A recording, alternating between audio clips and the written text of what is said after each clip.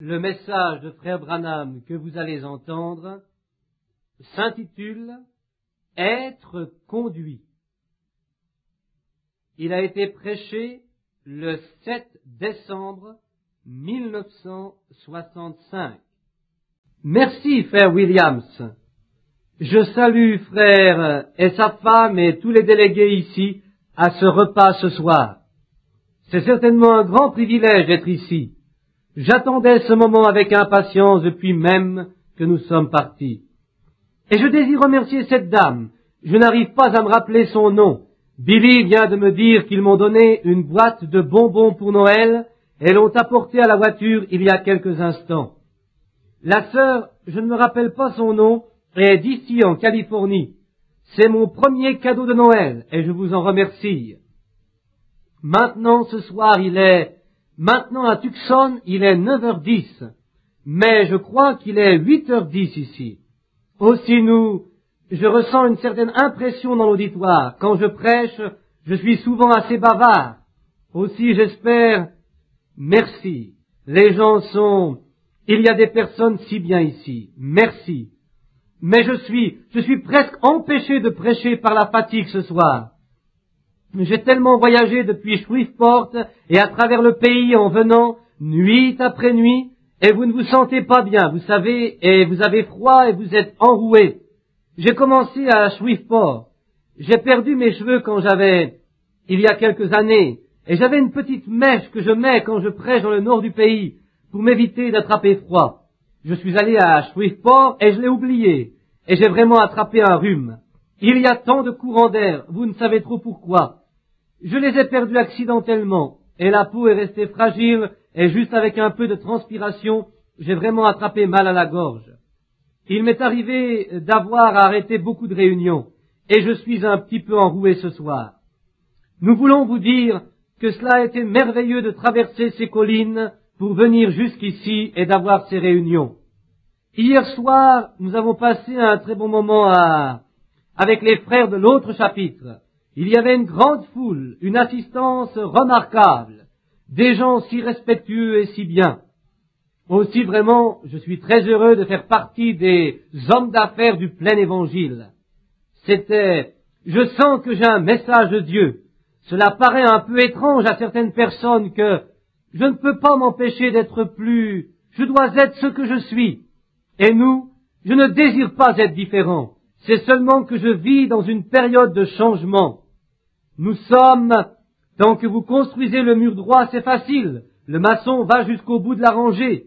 Mais quand on arrive au coin, c'est le moment et nous ne construisons pas un mur, nous construisons une maison. Voyez-vous? Alors, ces angles, il faut bien qu'ils arrivent. Ils sont arrivés à l'âge de Martin Luther, de John Wesley et à l'âge de la Pentecôte. Et c'est encore là maintenant.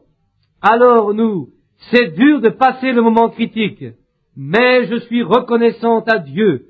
Aussi difficile que cela ait pu être, les gens ont répondu à 100%. Aussi nous sommes très reconnaissants. Merci à chacun de vous.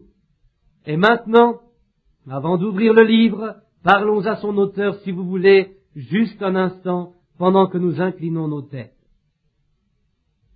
Dieu bien-aimé, nous sommes reconnaissants ce soir du privilège que nous avons de connaître Jésus-Christ, notre Sauveur, ton Fils, et le pardon gratuit de nos péchés, et de savoir que son sang est suffisant pour couvrir tous nos péchés et toutes nos iniquités. Ils sont effacés et jetés dans la mer de l'oubli de Dieu, et son épouse se tiendra pure et sans mélange aux noces de l'agneau pour épouser le Fils de Dieu. Maintenant, nous te remercions pour cette toute suffisance et la foi de savoir que nous ne mettons pas notre confiance dans nos propres mérites, mais dans ses mérites seuls, à cause de ce qu'il fit pour nous. Nous sommes si reconnaissants. Merci pour le succès qu'ont eu ces frères outre-mer et les pays là-bas où ils ont faim et soif de Dieu. Je te prie, Seigneur, que s'ils retournent là-bas, que ces enfants qu'ils ont amenés au royaume de Dieu soient des arrière-grand-mères et arrière-grands-pères des enfants qu'ils y ont aussi amenés. Accorde-le, Père. Bénis-nous ensemble ce soir et que le Saint-Esprit nous donne ce dont nous avons besoin. arrête sur nos lèvres les paroles que nous ne devons pas dire, et ouvre nos cœurs pour que nous recevions ce que tu veux nous dire. Accorde-le, Père, nous t'en prions, au nom de Jésus. Amen. Maintenant, prenons dans la Bible le petit passage sur lequel je voudrais parler un moment ce soir. Vous le trouverez dans Saint Marc, chapitre 10. Et il y a quelques années, quand je parlais, je n'avais même pas besoin de prendre de notes. J'étais capable de m'en souvenir. Je n'avais pas besoin de prendre de lunettes pour lire dans la Bible. Mais maintenant, j'ai passé 25 ans. 2 fois, cela m'est un peu difficile de faire comme je faisais. C'est comme une voiture usée, mais qui marche encore. Teuf, teuf, teuf. J'aimerais continuer à rouler comme ça jusqu'à ce que j'aille à la ferraille pour être modelé à nouveau. C'est cela la promesse. Saint Luc, chapitre 10. Et je commence je crois que j'ai dit verset 21, si je peux le trouver quelque part ici. Je me trompe, c'est Saint Marc, excusez-moi. Saint Marc, chapitre 10. Et je veux lire à partir du verset 21. Prenons plutôt le verset 17. Comme Jésus se mettait en chemin, un homme accourut et, se jetant à genoux devant lui, « Bon maître, lui demanda-t-il, que dois-je faire pour hériter la vie éternelle ?» Jésus lui dit, « Pourquoi m'appelles-tu bon? Il n'y a de bon que Dieu seul. Tu connais les commandements. Tu ne commettras point d'adultère, tu ne tueras point, tu ne déroberas point, tu ne diras point de faux témoignages, tu ne feras de tort à personne. Honore ton père et ta mère. » Il lui répondit, « Maître, j'ai observé toutes ces choses dès ma jeunesse. » Jésus, l'ayant regardé, l'aima et lui dit, « Il te manque une chose. Va, vends tout ce que tu as, donne-le aux pauvres, et tu auras un trésor dans le ciel. Puis viens, prends ta croix et suis-moi. » Mais, affligé de cette parole, cet homme s'en alla tout triste, car il avait de grands biens. Que le Seigneur bénisse la lecture de sa parole. Maintenant, ce soir, nous allons parler sur un sujet. Je veux que mon texte soit « Suis-moi » et mon sujet « Être conduit ». Maintenant, c'est étrange, mais j'ai pensé peut-être aujourd'hui dans la prière, et j'étais si long, et tous les soirs j'ai prêché sur le message que le Seigneur m'a donné pour l'annoncer. J'ai pensé que ce soir, dans ce nouveau chapitre, je l'aborderai d'un point de vue différent. Nous avons souvent parlé sur ce sujet. Nous l'avons appelé le jeune et riche patron. Et beaucoup de prédicateurs, ici mes frères, l'ont sans doute abordé de plusieurs manières différentes. Et je voudrais essayer de l'aborder ce soir d'un point de vue différent de ce que j'ai fait jusqu'ici. Le point de vue de être conduit. Rappelez-vous ceci, que chacun de nous, jeune ou vieux, lorsqu'il fit son premier pas dans la vie, a eu besoin de quelqu'un pour le conduire. C'est bien cela. Et lorsque vous ferez votre dernier pas, quelqu'un vous conduira. Il faut quelqu'un pour conduire. Dieu nous compare à des brebis. Et si vous connaissez quelque chose sur la façon d'élever les brebis et sur leur nature, vous savez qu'une brebis ne peut pas trouver son chemin. Il faut qu'on la conduise. Même pour la battre, nous savons qu'on amène la brebis, elle entre, conduite par une chèvre. La chèvre la guide, et quand elle arrive à la fin de la piste, la chèvre s'échappe et la brebis va tout droit à la mort. Ainsi, nous voyons qu'une brebis ne sait pas trouver son chemin. Je me rappelle que j'en ai fait l'expérience un jour. J'étais garde-chasse en Indiana, et j'étais dans les champs, et j'entendis quelque chose, un cri tout à fait pitoyable. Et c'était un petit agneau, il avait perdu sa mère, et il ne pouvait pas la retrouver, et sa mère ne pouvait pas le retrouver non plus. Je l'ai pris dans mes bras, comme il était tranquille contre moi, j'avançais, tenant le petit animal dans mes mains, et il pleurait, et je l'entendais comme il se mettait bien au chaud, contre moi, et il avait l'air de comprendre que j'allais l'aider. Je pensais, ô rocher des âges, fendu pour moi, prends-moi dans les bras du Seigneur Jésus, et que je sois simplement satisfait de savoir que je vais aller à la maison pour être avec mes bien-aimés. Et je pensais À la fin de mon voyage, porte-moi seulement dans tes bras, Seigneur, comme cela, que je sache que je serai porté de la rivière, où il n'y aura ni chagrin, ni maladie, ni rien de tout cela, et que je serai avec les bien-aimés que j'ai aimés. Si vous étudiez la nature, il y a de grandes choses dans la nature. Tout ce que je regarde est que Dieu a fait. Il est l'auteur de la nature. La nature a une continuité. Toute la nature est toujours la même. Vous remarquez chaque chose. Comme je l'ai dit hier soir, je crois, la nature rend témoignage de Dieu. Même si vous n'avez jamais eu de Bible, vous pouvez observer la nature et savoir que cette Bible est la vérité. J'ai eu le privilège de parcourir le monde. J'ai lu des développements différents et j'ai vu des religions différentes, les mahométans, et j'ai lu le Coran et j'ai vu les chiites, les jains, les mahométans et les bouddhistes et je ne sais quoi encore. Mais pourtant chacun a une philosophie, un livre de credo et un livre de commandements, etc. Mais notre Bible est la vérité. Et notre Dieu est le seul vrai. Parce que tous sont obligés de nous montrer une tombe quelque part, où leur fondateur repose encore. Mais le christianisme désigne une tombe ouverte et peut vivre dans la présence de celui qui avait été mis. Il est vivant. Ce n'est pas un Dieu qui était, c'est un Dieu qui est. Pas un j'étais ou je serai, mais je suis. Toute la nature a une vie continue. Comme je l'ai dit quand je parlais sur les âges de l'Église. Nous avons le livre maintenant qui va sortir. Pourquoi ai-je au sujet de ce que j'ai écrit sur les âges de l'Église. Et comment nous voyons l'Église, comment elle est mûrie, et comment elle pousse exactement comme le fait la nature. Et nous parlons l'autre jour du soleil.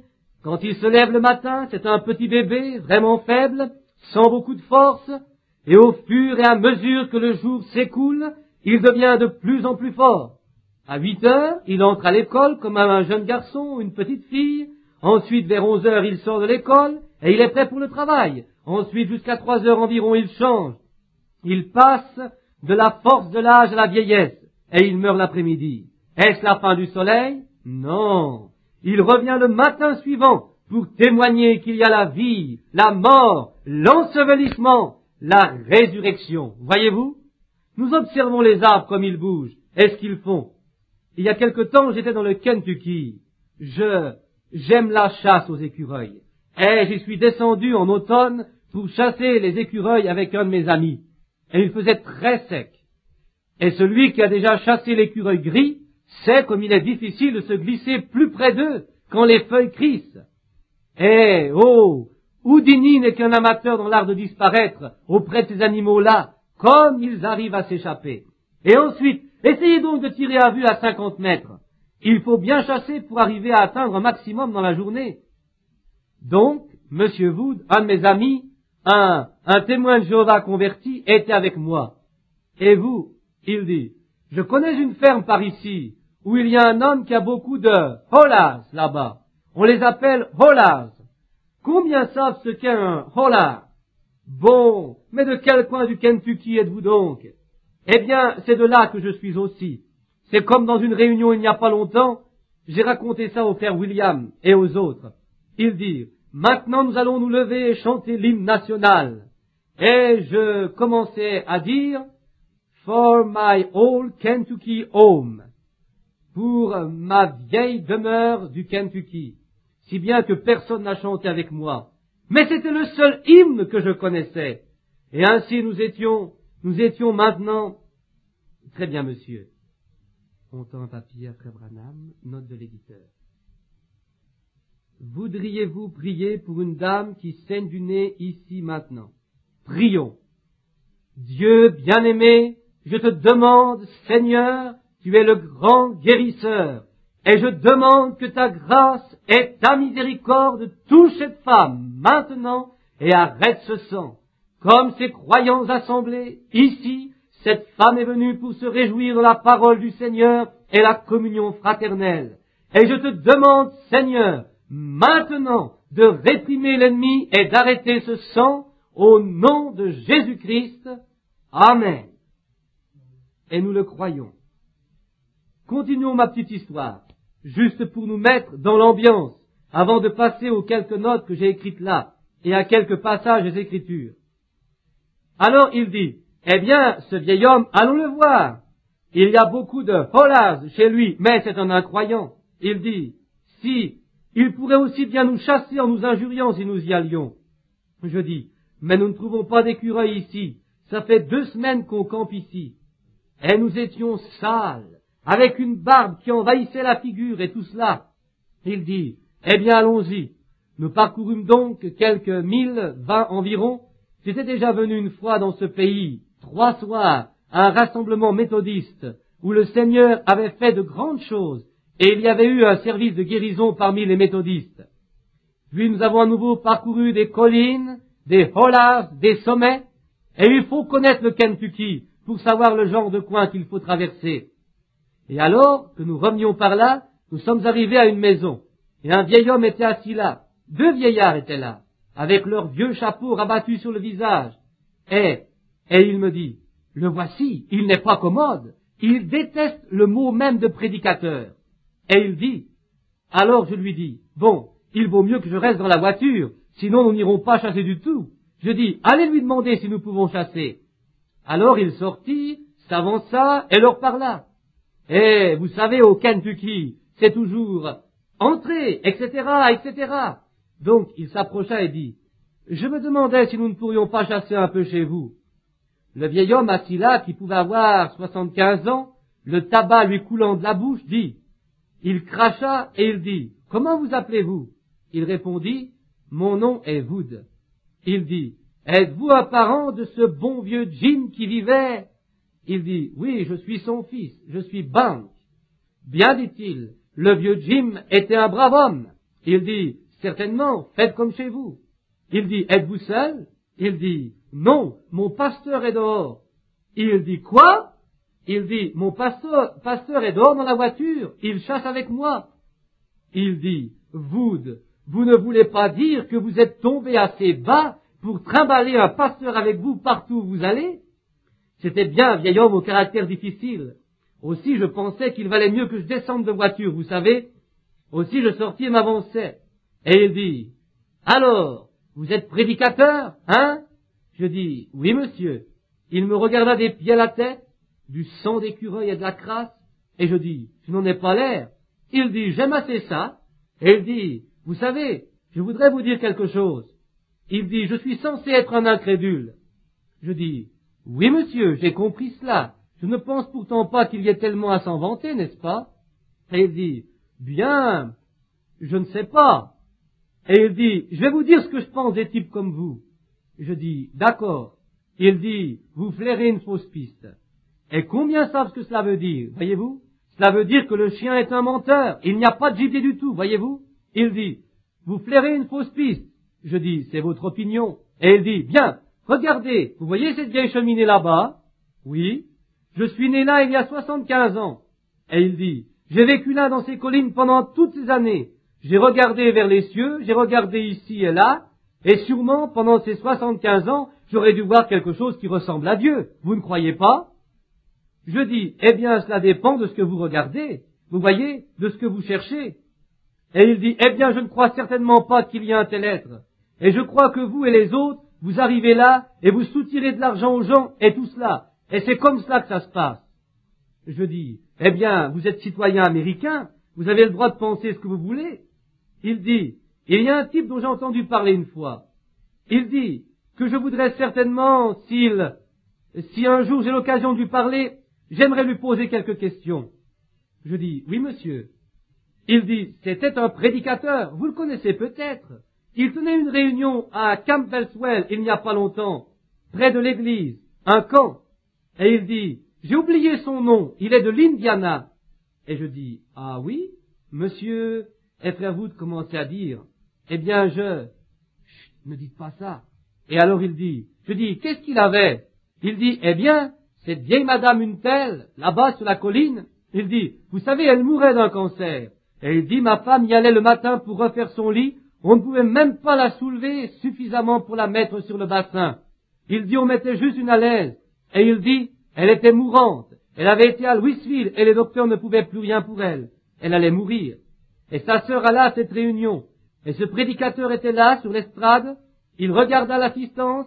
Il appela cette femme par son nom et lui dit qu'en partant, elle avait pris un mouchoir et l'avait mis dans sa bourse. Et il appela cette femme par son nom à 20 000 d'ici et dit combien elle souffrait du cancer et quel était son nom et tout ce qu'elle avait enduré. Et il dit, prenez ce mouchoir et posez-le sur cette femme, et il dit que cette femme serait guérie du cancer. Et il dit, ils sont venus ici cette nuit-là. Et il dit, sincèrement, j'ai entendu un cri épouvantable là-bas. J'ai cru qu'ils avaient lâché toute l'armée du salut au sommet de la colline là-haut. J'ai dit, eh bien, je crois bien que cette pauvre femme est morte. J'ai dit, nous, demain, nous irons chercher la voiture pour la prendre et l'amener jusqu'à la grande route. Et je dis, comme ça, on peut aller jusqu'aux pompes funèbres. Et je dis que nous avons attendu, c'était pas la peine d'y aller à cette heure-là de la nuit, et c'est à peu près à 1 mille d'ici sur la colline. Il dit, nous y sommes allés le matin suivant, et savez-vous ce qui est arrivé? Je dis, non monsieur. Il dit, elle était là, en train de manger des tartes aux pommes et de boire du café avec son mari. Et je dis, vous parlez sérieusement? Il dit, oui monsieur. Oh, dis-je, voyons monsieur, vous ne parlez pas sérieusement. Il dit, ce qui m'inquiète est que, comment cet homme qui n'est jamais venu par ici savait cela, voyez-vous? Et je dis, mais vous ne croyez pas cela? Il dit, c'est la vérité. Je dis, vous croyez cela? Vous voyez? Il dit, eh bien montez là-haut, je peux vous le prouver. C'était lui qui cherchait à me persuader maintenant, voyez-vous? Alors je dis, je pris une pomme et je demandais, puis-je manger une de ces pommes? Et je la frottais contre mon vêtement. Il dit, eh bien, les guêpes les mangent, je pense que vous pouvez en prendre une.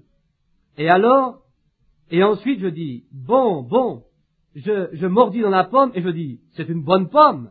Il dit, oh oui, savez-vous quoi? J'ai planté cet arbre-là il y a à peu près 40 ans. Je dis, oh, c'est vrai? Oui, monsieur. Et je dis, bien, je remarque que nous n'avons pas encore eu de gelée, c'est le début d'août, et je dis, ces feuilles tombent des arbres. Oui, monsieur, c'est cela, on arrive à l'automne, je crois qu'ils seront en avance cette année. Je dis, oui, monsieur, je changeais de sujet, vous voyez, et je dis, eh bien, vous savez, c'est drôle. Je dis, comment la sève de cet arbre, et les feuilles qui tombent, et pourtant il n'y a pas de gelée, il n'y a pas eu de gelée pour tuer les feuilles. Et il dit, mais qu'est-ce que tout cela a à voir avec ce que nous disions? Et je dis, eh bien, je me demandais, vous savez, ma mère disait, donnez à une vache assez de cordes, et elle ira s'étrangler, vous savez. Aussi, je lui donnais beaucoup de cordes. Aussi, il me suivit, il dit, bon, oui, mais quel rapport y a-t-il? Je dis, vous savez, Dieu fait pousser les pommes, et vous profitez des pommes et des feuilles, et vous vous reposez à son ombre, etc. Je dis, la sève descend à l'automne et remonte à nouveau pour donner les pommes et les feuilles. Et il dit, oh, ça c'est seulement la nature, vous voyez, seulement la nature. Et je dis, bien sûr c'est la nature, mais quelqu'un doit diriger la nature, voyez, vous allez m'expliquer ce qui fait cela. Et il dit, bon, c'est juste maintenant, Indiana, et qui s'arrête ici, vous êtes les plus effrontés que je connaisse. Qui prend son envol et s'en va. Il faut que ce soit de la même nature. L'oiseau du ciel, la colombe, et l'animal le plus doux de la terre, l'agneau, ils peuvent s'entendre. Et quand le Saint-Esprit vient sur nous, il fait de nous de nouvelles créatures alors. Il peut nous conduire. Mais, si nous essayons de mener la même vie qu'avant, alors cela ne marchera pas. Cela ne pourra pas marcher. Maintenant, le premier pas que vous ayez jamais fait dans la vie, à propos de la conduite, cela a dû être dirigé par la main d'une bonne mère. Ces mains sont peut-être immobiles ce soir, dans quelques cimetières là-bas, mais c'est la main qui vous a conduit pour faire votre premier pas. Ensuite, quand votre mère vous a appris à marcher, que vous avez fait quelques pas, que vous êtes tombé, vous vous êtes relevé, et vous avez pensé que vous faisiez des choses extraordinaires. Ensuite, elle vous a confié un instituteur, et puis elle a commencé à vous éduquer, ce que vous deviez faire, comment le faire, et ce que vous deviez apprendre. Ensuite, quand l'instituteur en a eu fini avec vous, votre père vous a pris en main. Il vous a peut-être enseigné à travailler, comment réussir dans les affaires, comment faire les choses bien. Votre mère vous a appris à être une bonne maîtresse de maison, à faire la cuisine, etc. Puis, quand ils en ont eu fini avec vous, votre pasteur ou le prêtre s'est occupé de vous. Mais maintenant, qui vous conduit? C'est la question qui se pose maintenant. Maintenant, ce soir, nous sommes tous conduits par quelque chose. C'est comme cela. Nous sommes conduits. Remarquez-le. Maintenant, voyons ce jeune homme. Quelles influences avait-il subies? Regardons ce jeune homme d'affaires. C'est comme ça que nous l'appellerons, car il était un homme d'affaires. C'était un homme important et qui réussissait. Voyons qui le conduisait. D'abord peut-être sa mère, lui avait-elle appris ce qu'il fallait qu'il fasse quand il était petit. Son père avait réussi son éducation. Et elle lui avait peut-être laissé un patrimoine parce qu'il était lui-même un dirigeant. Peut-être son père était-il mort et il était donc devenu un homme d'affaires. Aujourd'hui nous l'appellerions un homme d'affaires chrétien, ou bien un homme d'affaires pieux. Ce serait là la meilleure définition. Cet homme était religieux. Ce n'était en aucune façon un incrédule. Et sa mère lui avait enseigné comment se comporter, marcher, s'habiller. Son père lui avait montré comment s'occuper de cette affaire importante et comment réussir dans la vie, et ses affaires prospéraient. Son père et sa mère l'avaient élevé dans l'église et l'avaient dirigé vers le prêtre, et le prêtre en avait fait un homme vraiment religieux. En conséquence, il était un homme très cultivé. C'était un homme bien, ayant une bonne nature. Si Jésus-Christ le regarda et l'aima, c'est qu'il y avait en lui quelque chose d'authentique. C'est certain. Car la Bible dit ici, nous le trouvons dans Marc, et Jésus le regardant l'aima.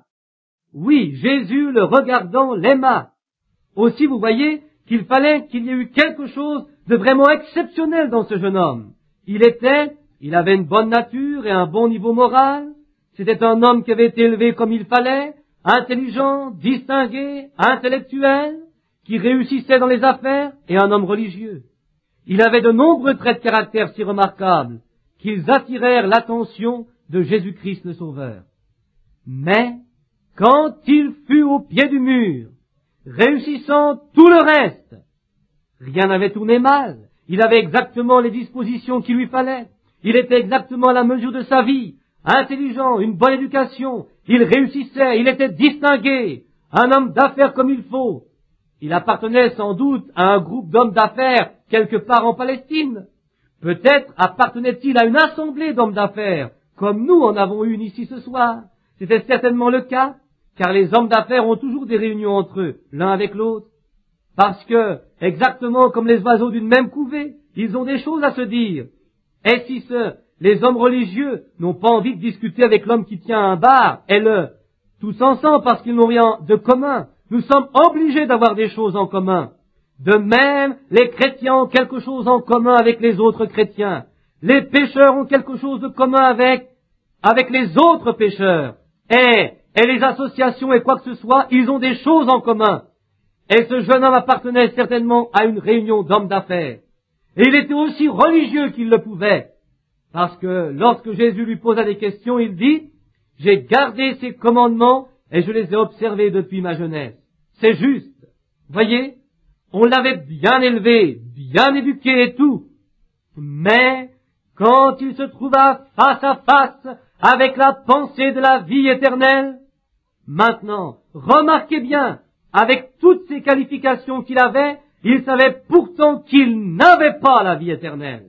Maintenant, toutes nos associations, notre Église, notre appartenance à un groupement, et les choses qui nous tiennent tant à cœur, nos associations américaines et tout, c'est très bien, il n'y a rien à dire contre cela. Et notre association d'hommes d'affaires chrétiens ici est une grande chose. Elle m'a été une porte ouverte au sujet de mes pensées interdénominationnelles, que nous sommes chrétiens. Personne, aucune dénomination ne peut revendiquer de droit sur nous, les vrais chrétiens, parce que nous appartenons à Dieu. Les dénominations sont faites de main d'hommes, et le christianisme descend du ciel. Mais avec toutes ces choses que nous avons, aussi bonnes soient-elles, aussi bon que ce soit de se rassembler, quelque agréable que soient nos réunions, et cette compréhension mutuelle que nous avons, malgré cela, chacun de nous se trouve face à face avec la vie éternelle. Et peu importe quel succès nous avons remporté dans les affaires, quel succès nous remportons, et quelle place importante nous tenons dans une église, et combien nous travaillons, et combien nous nous efforçons de bien faire. Pourtant, si ce n'est pas fait comme Dieu le veut, c'est adorer Dieu en vain. Jésus l'a classé de la même manière. Et je m'arrête sur cette pensée un moment. Il a dit, c'est en vain qu'il m'honore. enseignant des préceptes qui sont des commandements d'hommes. Alors pensez, une adoration sincère à Dieu, droite, dans la sincérité de votre cœur, et pourtant en vain. C'est comme cela que cela a commencé avec Caïn au jardin d'Éden. Il adorait sincèrement, mais il fut rejeté, très religieux, et pourtant rejeté. À Shreveport la semaine dernière, la semaine d'avant la dernière, à une réunion des hommes d'affaires chrétiens, à un déjeuner, où il y avait plusieurs centaines de personnes réunies, j'ai parlé pendant 2h30 sur rendre service à Dieu en dehors de sa volonté. Maintenant, cela paraît bizarre, mais nous devons nous conformer à la direction préparée à l'avance par Dieu et sa façon de le faire. Peu importe que nous pensions que c'est ce qu'il faut faire ou non, il faut que ce soit selon la parole du Seigneur, ou alors c'est en vain. Caïn adora, mais ce n'était pas selon la parole de Dieu. Les pharisiens adoraient, mais pas selon la parole du Seigneur. Et c'est ce que j'ai enseigné dans ce message particulier aux hommes d'affaires. David désirait rendre un service au Seigneur, et il avait raison dans ce qu'il disait. Il disait, est-ce bien que l'arche du Seigneur soit là-bas? Montons-la jusqu'ici. Au temps du roi, l'autre roi à qui il succédait, il dit, ce n'était pas bien. Il ne s'approchait jamais de l'arche pour consulter le Seigneur, mais nous devons le faire. Maintenant, c'était correct. C'était ce qu'il aurait dû faire. Il dit, nous devrions aller chercher l'arche, et nous pourrons consulter l'Éternel. Et c'était bien. Elle était dans un autre pays.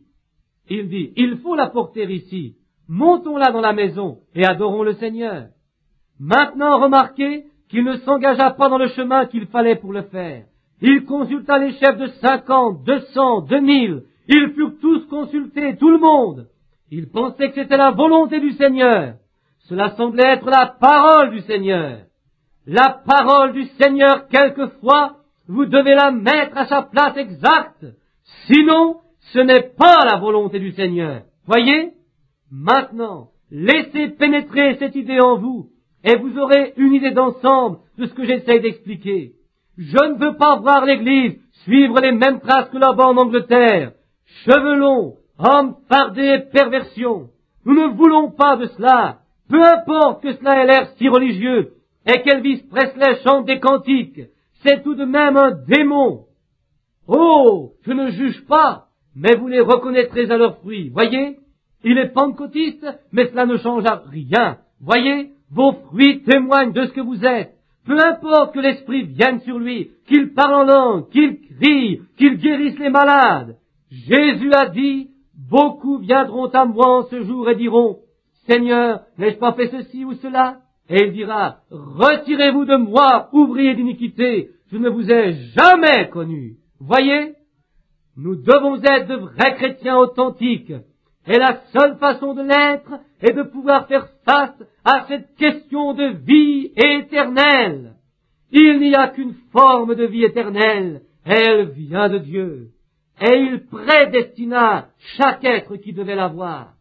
Exactement, comme si vous étiez un gène dans votre Père, vous étiez un gène en Dieu, un de ses attributs dès le commencement, ou alors vous ne serez jamais en lui. Vous avez poussé dans le terrain fertile de votre mère. Votre père ne vous connaissait pas. Vous étiez dans ses reins. Et quand vous grandissiez dans le terrain fertile de votre mère, alors vous devenez un être vivant. Et vous êtes à l'image de votre père. Et vous pouvez bien vous entendre avec lui. C'est la même chose avec Dieu. Si vous avez la vie éternelle, la vie dans laquelle vous êtes entrés, la vie naturelle, physique, c'est par votre père que vous l'avez eue. Et la seule façon pour que vous soyez nés de nouveau, c'est la seule façon. C'est par votre Père céleste que vous devez l'être. Vous êtes ses attributs.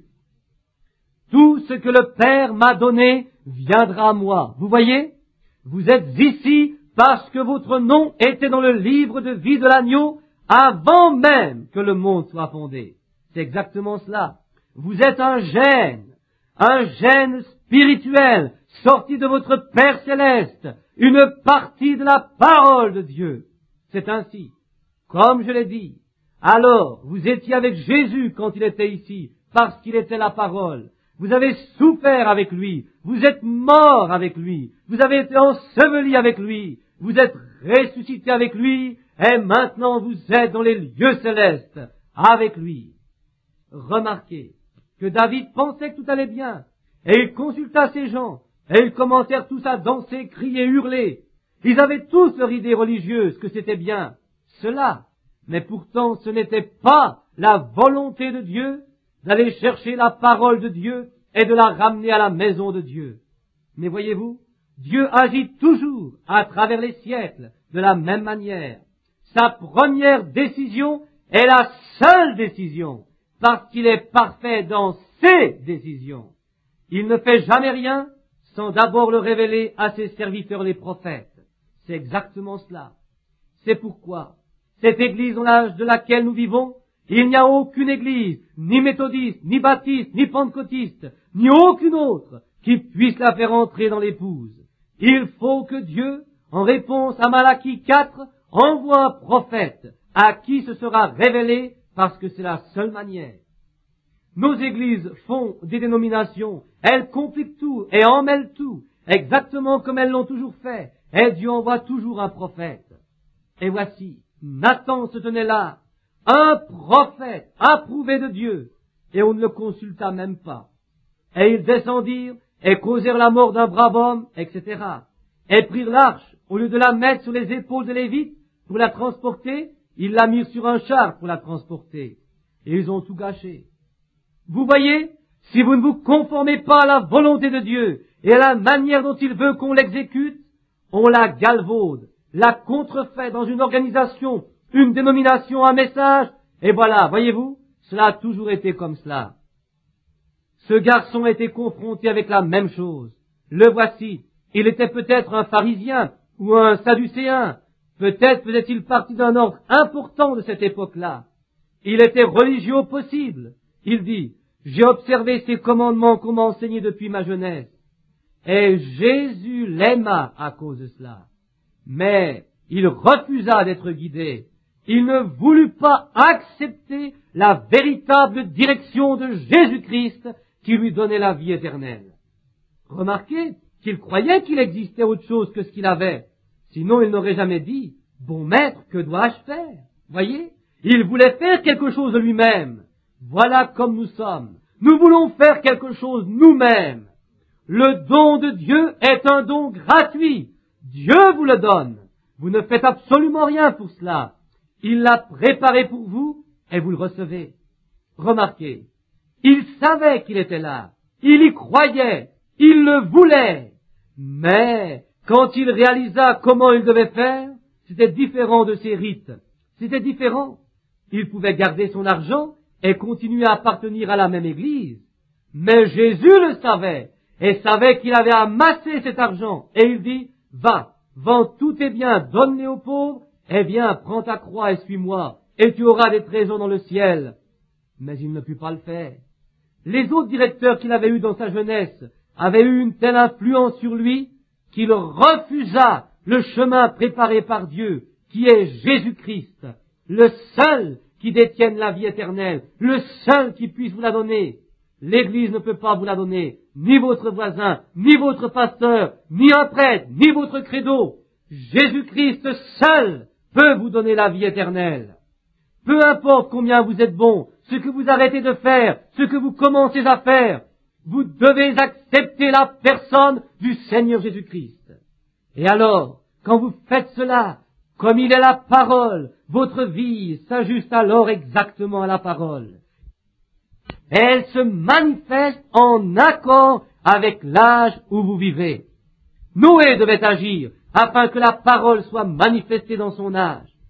Maintenant, que serait-il arrivé si Moïse était venu disant, nous savons ce que Noé a fait, nous suivrons la parole de Noé, nous ferons exactement comme Noé, nous allons construire une arche, nous descendrons le Nil et nous sortirons d'Égypte. Eh bien, cela n'aurait pas marché, voyez-vous, c'était un autre âge. Jésus ne pouvait venir avec le message de Moïse. Luther ne pouvait pas venir avec le message catholique. Wesley ne pouvait pas venir avec le message de Luther. La Pentecôte ne pouvait pas venir avec le message pour l'âge de Wesley. Et l'épouse ne peut pas être formée dans la dénomination de Pentecôte. C'est absolument impossible. Et c'est absolument vrai. Elle s'est organisée, s'est éloignée, elle s'est immobilisée exactement comme les autres. C'est la Baal, exactement comme la vie sort à travers. Voyez, cet écrivain dont j'ai parlé l'autre soir, cet écrivain qui a écrit ce livre, et pas parce qu'il me critiquait tellement, disant que j'étais un démon, si toutefois cela existait. Et il dit qu'il ne croyait pas en Dieu. Il dit, un Dieu qui peut se croiser les bras et rester là, à regarder les martyrs dans les premiers âges, tout en assurant qu'il avait le pouvoir d'ouvrir la mer Rouge, et laisser les femmes et les enfants être déchirés par les lions, et ainsi de suite, et dire alors qu'il était un Dieu d'amour. Il dit, cela ne peut pas exister. Voyez, cet homme qui n'était pas inspiré par la parole ne pouvait la saisir. Le premier pis de blé, l'époux, dut tomber en terre pour se relever. De même, la première épouse qui était née à la Pentecôte dut traverser les âges sombres comme n'importe quelle autre graine et être enterrée.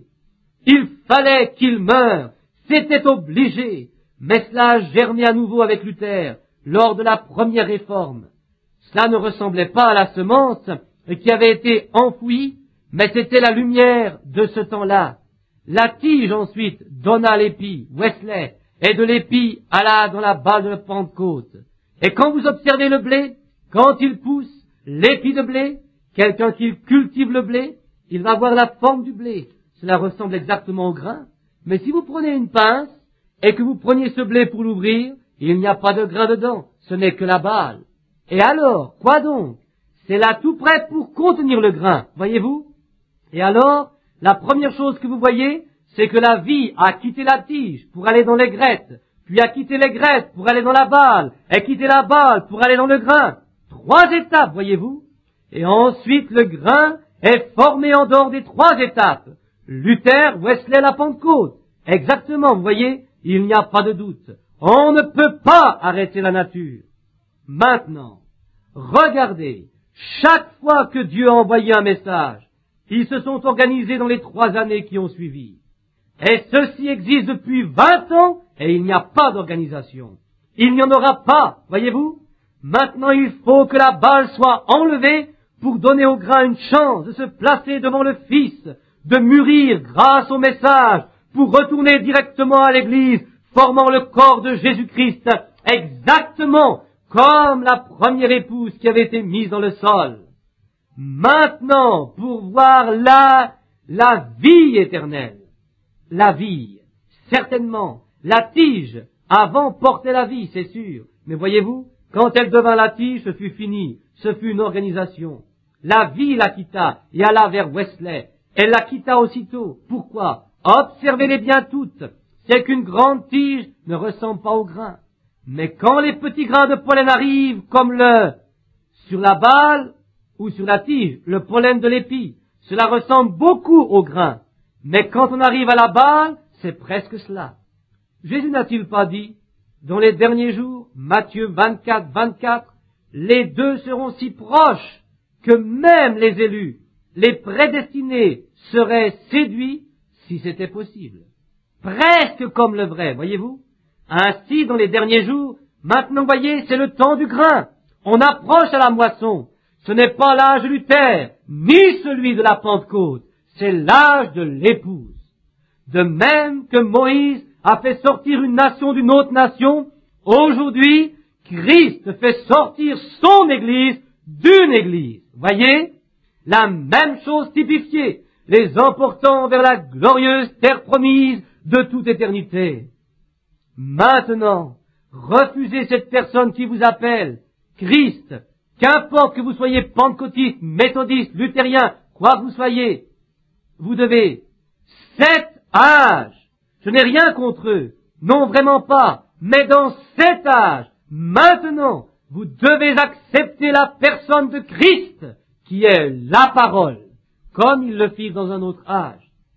Au commencement était la parole, et la parole était avec Dieu, et la parole était Dieu, et la parole fut faite chair, et elle a habité parmi nous.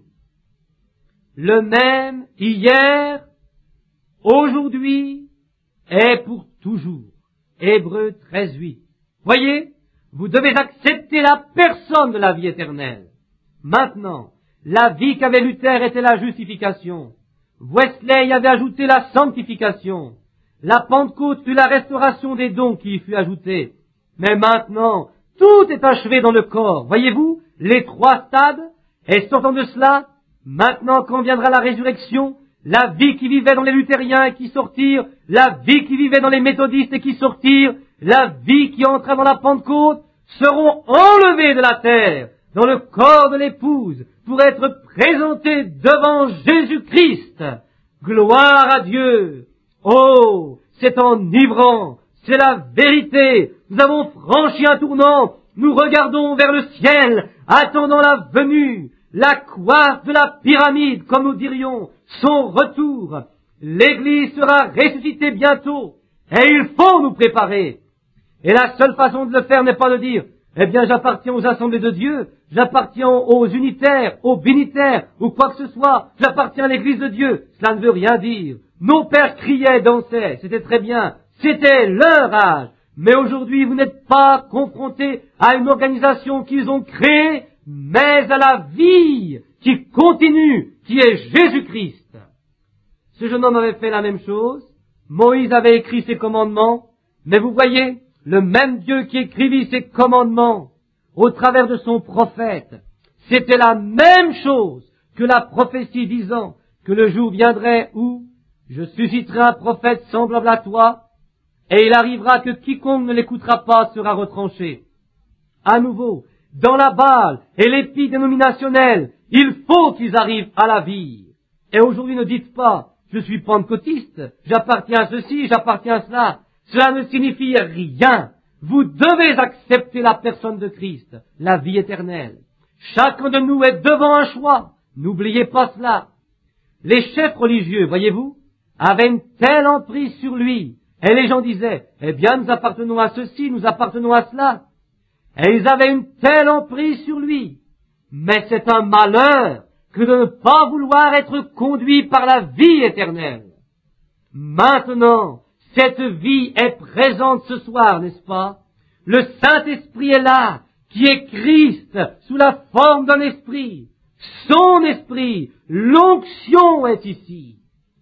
Encore un peu de temps, et le monde ne me verra plus, mais vous me verrez.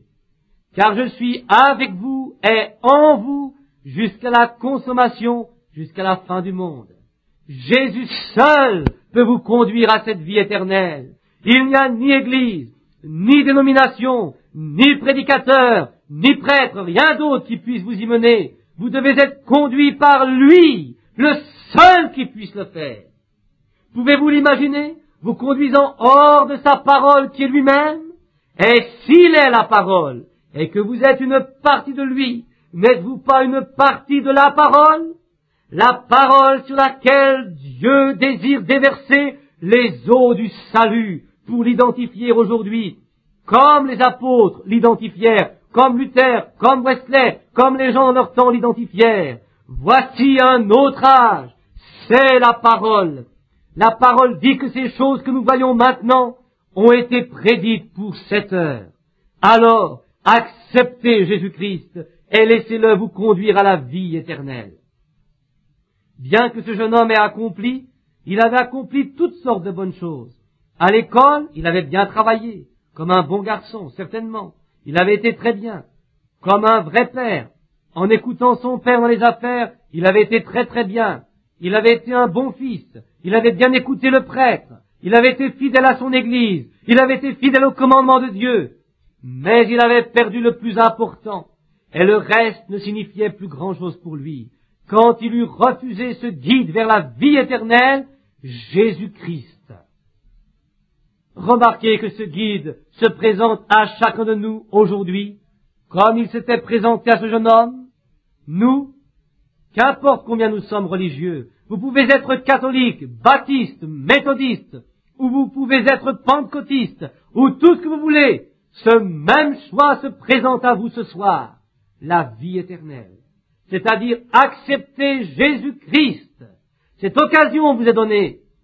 Quelquefois, dans la vie, nous devons faire face à cette décision, exactement comme le fit ce jeune homme, parce que vous êtes mortels et qu'on vous donne l'occasion de choisir. Vous avez le choix. Dieu a fait en sorte que vous puissiez choisir. Il donna à Adam et Ève leur libre arbitre de façon à ce qu'ils puissent choisir. Et ils ont mal choisi. Et voyez, il ne peut rien faire de plus pour vous qu'il ne fit pour eux. Il doit vous mettre aussi devant le même choix, de façon à ce que vous puissiez accepter ou rejeter. Vous avez à choisir. Voyons quoi exactement. Vous avez à choisir, étant jeune homme, si vous allez accepter une éducation ou pas. Vous avez ce choix. Vous pouvez ne pas désirer la recevoir. Vous pouvez la refuser. Vous avez le choix de votre conduite. Je vais vous choquer un petit peu ici. Vous pouvez aller et laisser pousser vos cheveux et être un Beatle ou un de ces ignares. Ou bien, vous femmes, vous pouvez ressembler à quelqu'un de décent, ou vous pouvez être une de ces créatures étranges que nous avons par ici avec du bleu sur les yeux, et les cheveux coupés, et toutes ces choses. Elles sont complètement contre la parole de Dieu. C'est absolument contraire. Même pas offrir. Elles ne pourraient offrir une prière qui puisse être acceptée. C'est la vérité. C'est exactement cela. C'est ce que la Bible dit. Mais que vous est-il arrivé, Église? Vous avez tellement vu la télévision, tellement de choses du monde. C'est si facile pour votre vieille nature adamique de se laisser entraîner vers tout cela, d'agir comme les autres. Que je le répète encore, dans le cachetier, dans l'offrande et l'expiation au jour de Moïse, quand Moïse fit sortir les enfants, il devait y avoir 7 jours pendant lesquels il n'y avait pas de levain parmi le peuple. Tout le monde sait cela. Dans Exode, pendant 7 jours, il ne se trouvera point de levain dans vos maisons. Ces 7 jours représentent les 7 âges de l'Église. Pas de levain. Eh bien, qu'est-ce que cela veut dire? Pas de credo, pas le monde. Jésus a dit, si vous aimez le monde ou les choses qui sont du monde, l'amour de Dieu n'est point en vous. Voyez? Et nous essayons de mélanger tout cela. Vous ne pouvez pas le faire. Vous devez venir à une seule chose pour croire. Ou bien vous allez croire en Dieu, ou dans votre église, ou dans le monde. Vous ne pouvez pas tout mélanger. Et vous ne pouvez pas vous attarder à ces vieilles choses que l'autre église avant vous faisait. Vous devez accepter le message de l'heure. Il a dit, ce qui reste, ne le gardez pas jusqu'au matin, brûlez-le avec le feu, que cela soit détruit. Cela, c'est l'âge dans lequel vous vivez, le message de cet âge. Il doit sortir des Écritures et être revendiqué, prouvé par Dieu que c'est véritablement lui qui agit ainsi. Alors, ou bien vous le recevez, ou le rejetez. C'est la vie éternelle, la direction du Saint-Esprit conduisant son Église. Nous pourrions nous arrêter sur ce sujet un bon moment, mais avançons, continuons à avancer. Le choix de votre conduite. Vous ne pouvez mélanger maintenant, ou vous êtes pour Dieu ou contre lui, et votre expression extérieure manifeste exactement ce qu'il y a à l'intérieur. L'ivraie, nous pensons simplement, je suis baptisé du Saint-Esprit, j'irai au ciel. Cela ne veut absolument pas dire que vous irez au ciel. Non, monsieur. Vous pouvez avoir le baptême du Saint-Esprit à chaque heure de votre vie, et pourtant être perdu et aller en enfer. La Bible dit, c'est la vérité. Voyez, vous êtes en contact avec l'extérieur. Vous avez 5 sens qui permettent ce contact. Dieu vous a donné ces 5 sens, non pas pour entrer en contact avec lui, mais avec votre demeure terrestre. Voir, goûter, toucher, sentir et entendre. Puis, à l'intérieur, vous avez un esprit, et il a 5 sorties. Conscience, amour, etc. 5 issues par lesquelles vous êtes en contact avec le monde de l'esprit. Mais avec votre esprit, ce qui est physique entre en contact avec le monde physique, ce qui est spirituel entre en contact avec le monde spirituel. Mais à l'intérieur de cela, vous avez une âme. Et cette âme est ce gène qui vient de Dieu. C'est comme un bébé formé dans le sein de sa mère. Quand le bébé vient dans le sein de sa mère, le petit germe se glisse dans l'œuf. Il n'y a pas une cellule qui donne un homme, la suivante un chien, la suivante un chat et la suivante un cheval. Ce sont toutes des cellules humaines, parce que la cellule humaine est construite à partir d'une cellule humaine originelle. Et quand un homme est né de nouveau par la parole de Dieu, prédestiné à la vie éternelle, appelé élu, ce sera la parole de Dieu, encore la parole de Dieu, et toujours la parole de Dieu. Pas un credo de dénomination et ensuite une parole, puis un credo. Cela ne marchera pas. Vous ne pouvez pas avoir ce levain dans la parole. Une seule vie éternelle. Jésus-Christ, la parole. Au commencement était la parole, et la parole était avec Dieu, et la parole était Dieu. Et la parole fut faite chair, et elle a habité parmi nous. Mes amis, vous nourrissez mes enfants. Vous m'avez envoyé dans les champs de mission, vers le monde, pour apporter le message. Je dois être sincère avec vous. Ce que je regarde, vous ne le voyez peut-être pas. C'est pourquoi je suis ici essayant de vous l'expliquer. Ce n'est pas parce que je n'aime pas les gens, c'est parce que je les aime. C'est un amour correctif. Quand je vois, comme l'église des vies disant, eh bien nous avons fait ceci et cela, et quand j'observe ces églises et que je vois l'heure, cela ne peut pas aller. Mais regardez dans la Bible et voyez qu'il faut que ce soit comme cela au temps de la fin. Cette église de Laodicée, tiède, est mettant Jésus, la parole, à la porte. Il n'a jamais appelé, il n'appellera pas une église. Il dit, moi je reprends et je châtie tous ceux que j'aime.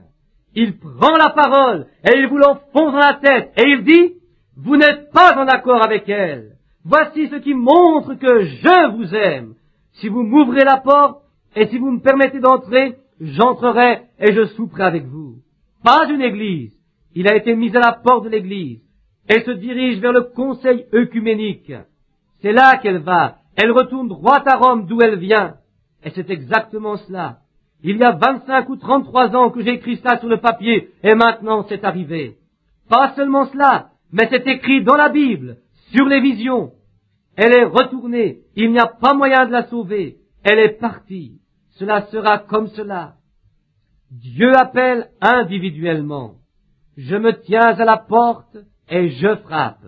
Si quelqu'un, quiconque, un individu sur 1000, même peut-être 1 sur 1 million, comme je l'ai dit il y a quelques jours, quand Israël monta pour sortir d'Égypte, ils étaient 2 millions. Juste 2 millions. Seulement 2 personnes entrèrent. 1 pour 1 million. Saviez-vous cela? Caleb et Josué. Et quand Jésus était sur la terre, ils dirent, nos pères mangèrent la manne dans le désert. Nous gardons les traditions et nous faisons ceci. Nous savons où nous en sommes.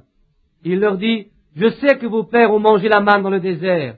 Et ils sont tous éternellement séparés de Dieu. Ils sont morts. Jean 5. Quand la semence vient du mâle ou de la femelle, il vient 1 million d'œufs. Il vient 1 million de germes. Et de tous ces petits germes de chaque espèce, si c'est du taureau ou de l'homme ou de n'importe quelle autre espèce, il y a des millions de germes. 1 million de germes se déplacent. Et cependant, il n'y a qu'un seul de ces germes destiné à la vie. Car il doit rencontrer là un ovule fertile. C'est bien cela. Il ne rencontrera qu'un ovule. Exactement comme ce corps qui est ici et dont le germe vient de Dieu. Voyez-vous? Et observez que ce petit germe surgit parmi tous les autres germes, se précipite, les dépasse, arrive et trouve cet ovule fertile et se faufile dedans et tous les autres meurent. Et si c'était comme cela avec l'Église aujourd'hui, 1 sur 1 million, voyez, qu'en serait-il? Resserrez la porte, étroit est le chemin, et il y en aura peu qui le trouveront, car large est le chemin qui mène à la destruction, et il y en a beaucoup qui entreront par là. Est-ce la vérité, frère Branham? Je ne sais pas, mais je cite simplement les Écritures, voyez-vous. Maintenant, vous êtes destinés à la vie, vous le voyez, voyez-vous. Si vous êtes destinés à le voir, si vous n'êtes pas destinés à le voir, vous ne le verrez pas. Ils ont des yeux et ils ne voient pas, ils ont des oreilles et ils n'entendent pas. Comme vous devez être reconnaissante, Église, comme vous devriez mettre tout en ordre à cause de ces choses, comme vous devriez être plein de feu pour Dieu, que vos yeux contemplent ce que vous voyez, que vos oreilles entendent les choses que vous voyez. Être conduit. Comment se fait-il que vous soyez venus ici ce soir pour entendre un message comme celui-ci? Les églises à travers le monde me traitent de fanatique. Pourquoi êtes-vous venus? Le Saint-Esprit vous a conduit ici pour écouter, circoncire, retrancher les choses du monde, accepter la conduite de Jésus-Christ, ou vous périrez aussi sûrement que le monde. Vous pouvez choisir votre conduite. Comment vous conduisez-vous? C'est à vous de décider. Vous pouvez choisir votre femme. Vous arrivez, prenez votre femme. Vous voulez avoir une femme. Vous en voulez une qui soit votre complément pour ce que vous désirez comme foyer futur. Pourriez-vous imaginer un homme, un chrétien, allant choisir une de ces modernes insolentes pour l'épouser? Pouvez-vous l'imaginer? À quoi pense cet homme? Quel foyer va-t-il avoir s'il choisit une stripteaseuse ou une de ces chienlits de la rue ou une prostituée? Oh, dites-vous, attendez un peu. Mais comment s'habille-t-elle? Voyez, elle porte des shorts et toutes ces choses. Elle est une prostituée. Vous dites, oh, vraiment, frère Branham? Et toutes ces petites jupes si serrées, on dirait qu'on vous a moulé dedans. Fille des rues! Jésus dit, et celui qui regarde une femme pour la convoiter a déjà commis adultère avec elle dans son cœur. Il a à répondre de cela. Elle, qu'a-t-elle fait? Elle s'est affichée. Qui est coupable? Pensez-y. Vous dites, on ne fabrique pas d'autres vêtements. Il y a du tissu et des machines à coudre. Voyez, il n'y a pas d'excuse. C'est tout à fait vrai. Maintenant, je ne veux pas vous choquer. Ce n'est pas une plaisanterie. C'est ainsi dit le Seigneur, d'après les Écritures. C'est la vérité, mes amis. Je suis un vieil homme. Je n'ai plus tellement longtemps à rester ici. Mais je dois vous dire la vérité. Ne faites pas cela, sœur. Ne le faites pas, frère. Et vous, hommes, qui vous cramponnez à un credo et sachant que la parole de Dieu est soutenue devant vous, le baptême du Saint-Esprit et ces réalités que nous avons aujourd'hui, et ensuite, à cause de votre credo, vous vous en détournez? Comment pouvez-vous être un fils de Dieu et nier la parole de Dieu qui a été prédite pour ces derniers jours dans lesquels nous vivons? Comment pouvez-vous faire cela? Comment la Bible peut-elle appeler ceci? Comme je l'ai dit hier soir, au sujet d'un roi, une fois dans le sud, quand les hommes de couleur étaient vendus comme esclaves, eh bien, c'est à peu près comme un marché de voitures d'occasion. On vous donnait même une facture. Et j'étais bouleversé en pensant à ce que j'avais lu un jour, qu'un trafiquant était arrivé pour en acheter. Et il dit, eh bien maintenant je voudrais... Ils étaient tristes.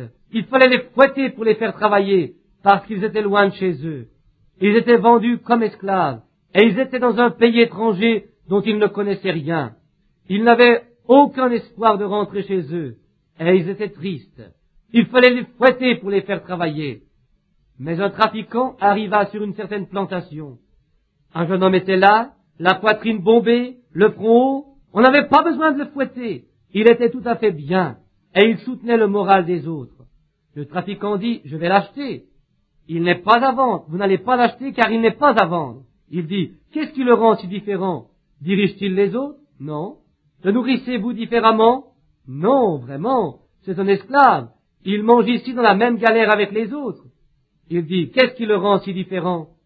Je me le suis demandé moi-même, jusqu'à ce que je découvre que là-bas en Afrique, d'où ils viennent, où les Boers les achetèrent, les amenèrent ici et les vendirent comme esclaves, là-bas, son père est roi de la tribu.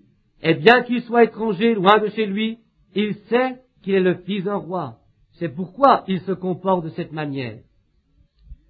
Quel reproche pour les chrétiens! Nous sommes censés représenter Dieu et la vie éternelle. Il n'y a qu'une forme de vie éternelle et c'est Dieu. Lui seul a la vie éternelle. Et nous venons de lui parce que nous sommes des gènes de son esprit. Alors, nous devons nous conduire tous, hommes et femmes, comme la Bible nous l'enseigne. Pas des Jézabel de la rue, ni des insolents dans les organisations, mais des chrétiens distingués, fils et filles de Dieu, nés de l'Esprit de Dieu, manifestant la lumière dans notre temps et la répandant. C'est exactement comme cela. Mais comme nous nous en sommes éloignés, pourquoi? Exactement comme ce garçon, il refusa la vie éternelle, parce qu'elle lui aurait coûté sa place dans la société, elle lui aurait coûté son argent en abondance, elle lui aurait coûté sa bonne entente avec les membres de son église, elle lui aurait coûté beaucoup de choses. Il savait que cela allait lui coûter. Il était raisonnable et il sentait qu'il ne pouvait pas payer le prix. Pourtant il se dit, je vais faire confiance à ma religion et continuer. Mais tout au fond de son cœur, il savait qu'il aurait trouvé auprès de Jésus-Christ autre chose qu'auprès des prêtres de ce temps. Et un message qui arrive, qui vient de Dieu, est toujours, selon les vieilles tendances, quand la guérison divine est apparue il n'y a pas longtemps? Avez-vous vu comme les imitateurs ont suivi? Voyez-vous? Et tous sont allés directement dans les organisations et y restent. Quelqu'un sait-il qu'il fallait qu'il y ait un message après cela? C'est que Dieu n'est pas là pour nous divertir. Il attire notre attention avec quelque chose, et quand il a attiré notre attention, alors il donne son message. Quand il est venu sur terre et qu'il a commencé son ministère, ô jeune maître, nous te voulons dans notre église. Nous pouvons, viens au milieu de nous. Le jeune prophète, oh, nous te voulons, viens par ici. Puis un jour, il se leva et dit, moi et le Père, nous sommes un. Oh, il se fait semblable à Dieu. Si vous ne mangez la chair du Fils de l'homme et buvez son sang, vous n'avez pas la vie en vous-même. C'est un vampire, nous ne voulons rien avoir à faire avec tout cela. Les apôtres sont restés là, des milliers le quittèrent, mais ces apôtres étaient destinés à la vie. Il l'a dit, ils ne pouvaient pas l'expliquer, mais ils le crurent. Ils s'y sont tenus parce qu'il est dit, aucun homme ne peut accomplir ces choses. Même les prêtres savaient cela. Nicodème dit, nous, le Sanhédrin, nous savons qu'aucun homme ne peut faire ces choses s'il n'est de Dieu. Et Pierre, le jour de la Pentecôte, dit, Jésus de Nazareth, cet homme à qui Dieu a rendu témoignage devant vous, Dieu était avec lui. Regardez dans les Écritures ce que ces Écritures disent de faire. Jésus a dit, vous sondez les Écritures parce que vous pensez avoir en elles la vie éternelle. Ce sont elles qui rendent témoignage de moi. Si vous croyez Moïse, vous me croiriez aussi, car Moïse a écrit que je viendrai sous la forme où je suis venu. Il vint comme fils de l'homme. Il vint sous 3 noms comme Dieu, 3, Père, Fils et Saint-Esprit. Le même Dieu, ces 3 attributs. Alors, maintenant aussi, justification, sanctification, Luther, Martin et la Pentecôte, la même chose. 3 attributs, 3 stages, 3 âges de l'Église. La même chose, dans l'eau, le sang, l'esprit. Vous rencontrez toujours les 3 éléments qui vous ramènent au corps. Ce qui vous a amené à la naissance naturelle typifie votre naissance spirituelle. Le bébé est né, la première chose est l'eau, ensuite le sang, puis la vie. C'est la façon dont vous entrez dans le royaume de Dieu, de la même façon. C'est la manière dont l'Église entre, la même manière, la même chose. Maintenant, remarquez que sur ces 3 choses, Dieu a formant son corps. Maintenant, nous voyons ici que vous avez le droit de choisir. Vous choisissez la fille que vous voulez épouser, elle vous accepte, c'est très bien. Ensuite, autre chose, vous avez le droit de choisir si vous voulez vivre ou si vous ne voulez pas. Vous choisissez alors entre la vie et la mort. Vous pouvez vivre. Ce garçon avait le choix. Il réussissait tout le reste. C'était un homme religieux, mais il savait que il dit de lui-même, j'ai observé tous ces commandements depuis ma jeunesse, mais il savait qu'il n'avait pas la vie éternelle. Et il avait le choix entre l'accepter et la refuser, et il la repoussa. C'est la faute la plus mortelle qu'il ait jamais pu faire. Ce qu'il en restait ne faisait pas le poids. Cela ne fait pas le poids. Cela ne sert à rien si vous ne faites pas ce choix. Maintenant, suivons-le après ce choix et voyons où cela l'a conduit. Maintenant, voyez ce qu'il a choisi. Voyez, il était un homme riche, un homme d'affaires, un chef, et c'était un homme religieux. Tout cela. Aujourd'hui, nous dirions, eh bien, mon ami, c'est un méthodiste convaincu, ou un baptiste, ou un pentecôtiste.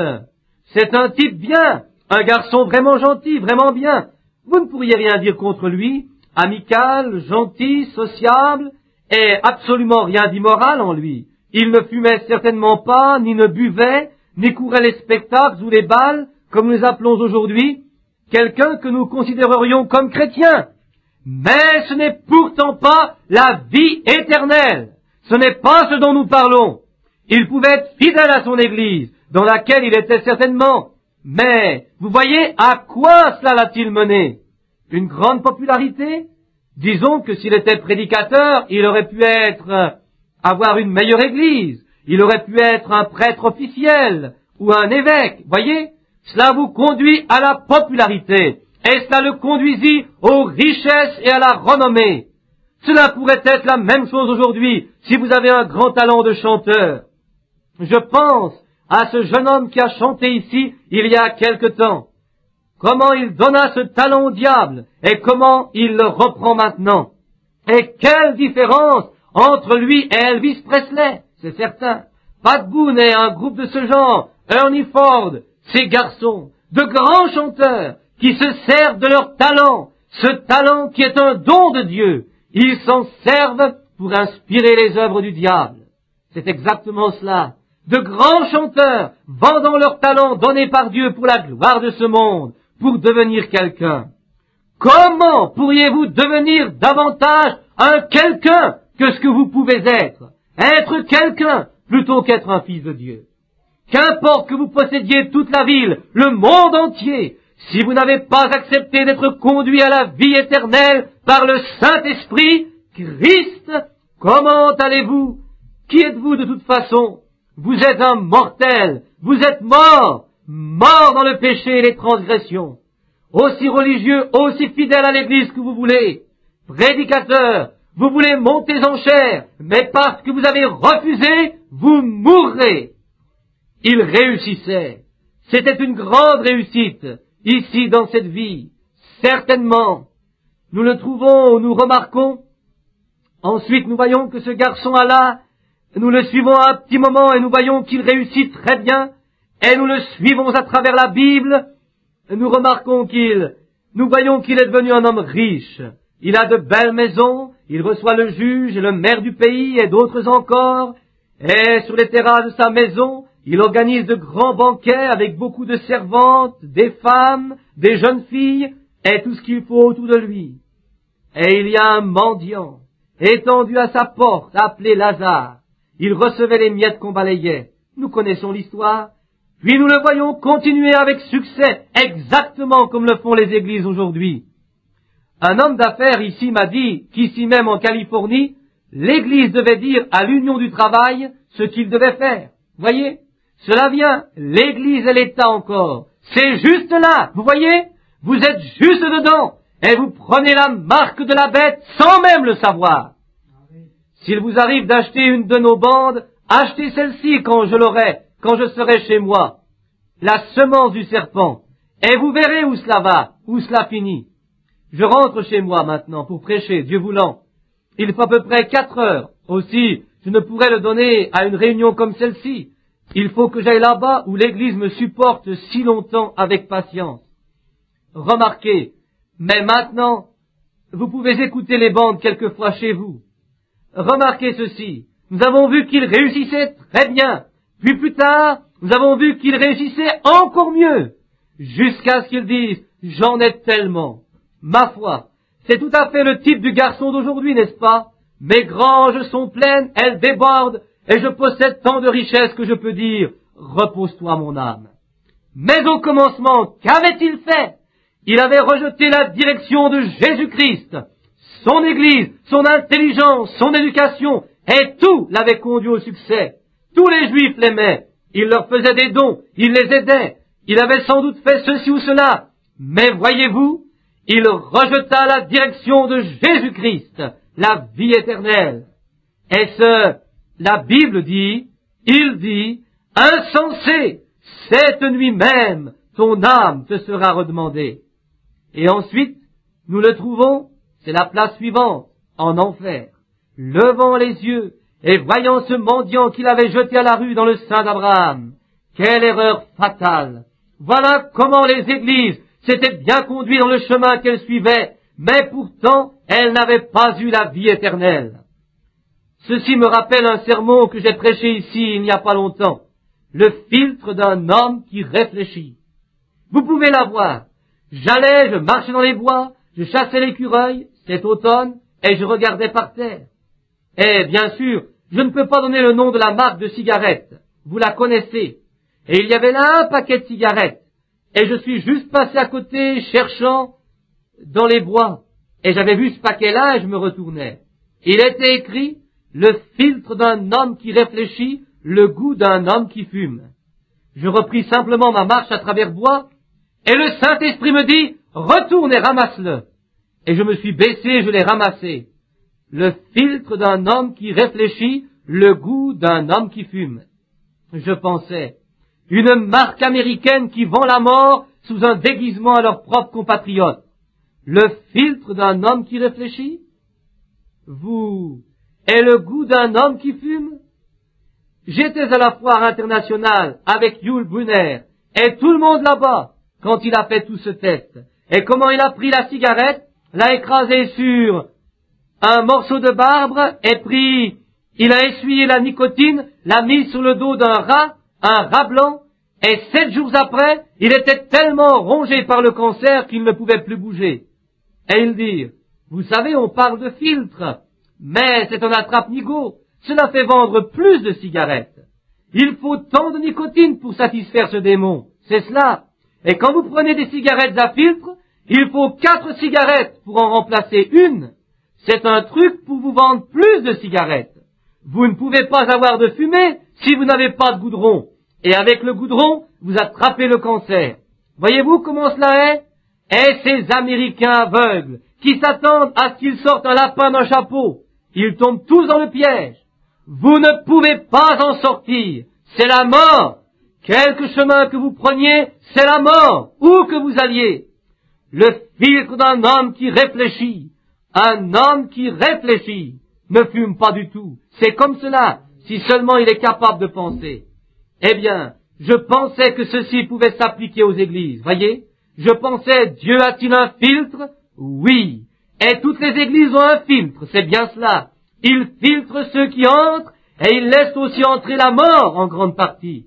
Comment pourriez-vous jamais faire passer une dénomination par le filtre de Dieu? Comment pouvez-vous faire? Comment pourriez-vous faire passer une femme à cheveux courts par ce filtre? Dites-le moi. Comment pourriez-vous y faire passer une femme qui porte des pantalons quand c'est une abomination pour elle de porter des vêtements d'homme? Voyez, le filtre de Dieu l'attraperait, la ferait sortir, il ne la laisserait pas entrer. Mais les églises ont leur propre filtre. Aussi je dis qu'il y a le filtre d'un homme qui réfléchit, et c'est la parole de Dieu. Elle plaît au goût d'un homme saint. C'est bien cela, un homme saint, pas le goût d'un homme d'église, mais le goût d'un homme saint. Parce que c'est la parole de Dieu, pure, sainte et sans mélange. Cela, c'est le filtre d'un homme qui réfléchit. Et vous, membres d'église, je vous conseille de vous en servir. Si on y fait entrer le monde, ou même une simple parcelle de monde, c'est la mort. Un seul morceau de levain, un seul petit bout de levain fait lever toute la pâte. Quiconque en retranche un seul mot, ou y ajoute un seul mot, sa part sera retranchée du livre de vie. Au jardin d'Éden, qu'est-ce qui a causé la mort et tout ce chagrin? Chaque mal de tête, chaque enfant qui meurt, chaque irritation de la gorge, chaque ambulance qui hurle, chaque hôpital, chaque cimetière, tout cela, c'était parce que Ève a douté d'un seul mot. Pas de tout. Cela suffit pour tout fausser. Maintenant, Dieu dit que l'homme devait garder chaque parole de Dieu. C'est le début de la Bible. Et au milieu de la Bible, Jésus vint et il dit, l'homme ne vivra pas de pain seulement, mais de toute parole qui sort de la bouche de Dieu. Pas seulement certaines paroles, toutes paroles. Et à la fin de la Bible, Apocalypse 22, Jésus rend témoignage lui-même. La révélation de la Bible, c'est Jésus-Christ. Et il dit, quiconque en retranchera un seul mot, ou y ajoutera un mot, sa part sera retranchée du livre de vie. Alors, vous passez à travers ce filtre d'un homme qui réfléchit. Vous aurez le goût d'un homme sanctifié quand vous en sortirez. C'est cela, vous aurez un goût saint. Et vous, sœurs, qui portez ces vêtements, pensez-y. Vous allez, vous dites, je suis fidèle à mon mari, je suis fidèle à mon ami, je suis une femme vertueuse. Mais qu'en est-il de ce pécheur qui vous regarde? Quand il devra répondre d'adultère, qui donc l'a commis? Voyez, vous serez coupable. Voyez, c'est écrit dans la parole. Ainsi est le, oh, soyez une femme qui réfléchit. Réfléchissez. Vous pouvez dire, peut-être, eh bien, si justement c'est cela, qu'arrive-t-il? Il l'a dit, et il ne peut manquer un seul mot, voyez-vous? Un homme important m'a dit il n'y a pas longtemps, il me fit entrer dans son bureau et il dit, je vais vous imposer les mains, frère Branham, vous ruinez votre ministère à prêcher de telles choses. Je dis, si la parole de Dieu ruine un ministère, c'est que ce ministère devait être détruit. Il dit, je vais vous imposer les mains, vous avez été envoyé pour prier pour les malades. Je dis, croyez-vous ces choses, frère? Il dit, non, mais cela ne nous regarde pas. Je dis, qui cela regarde-t-il alors? Eh bien, dit-il, cela regarde le pasteur. Je dis, regardez l'assemblée. Vous la voyez? Voyez-vous cela? Tous les ans, j'en arrive à prêcher ces choses. Et je pense, sûrement, ils ont compris. Mais l'année suivante, quand je reviens, c'est encore pire. Voyez? Cela montre seulement que beaucoup sont appelés, mais peu sont élus. La direction, c'est le Saint-Esprit, mes amis. Il vous conduit et il vous guide dans toute la vérité quand lui, le Saint-Esprit, est là. Maintenant, pensez-y.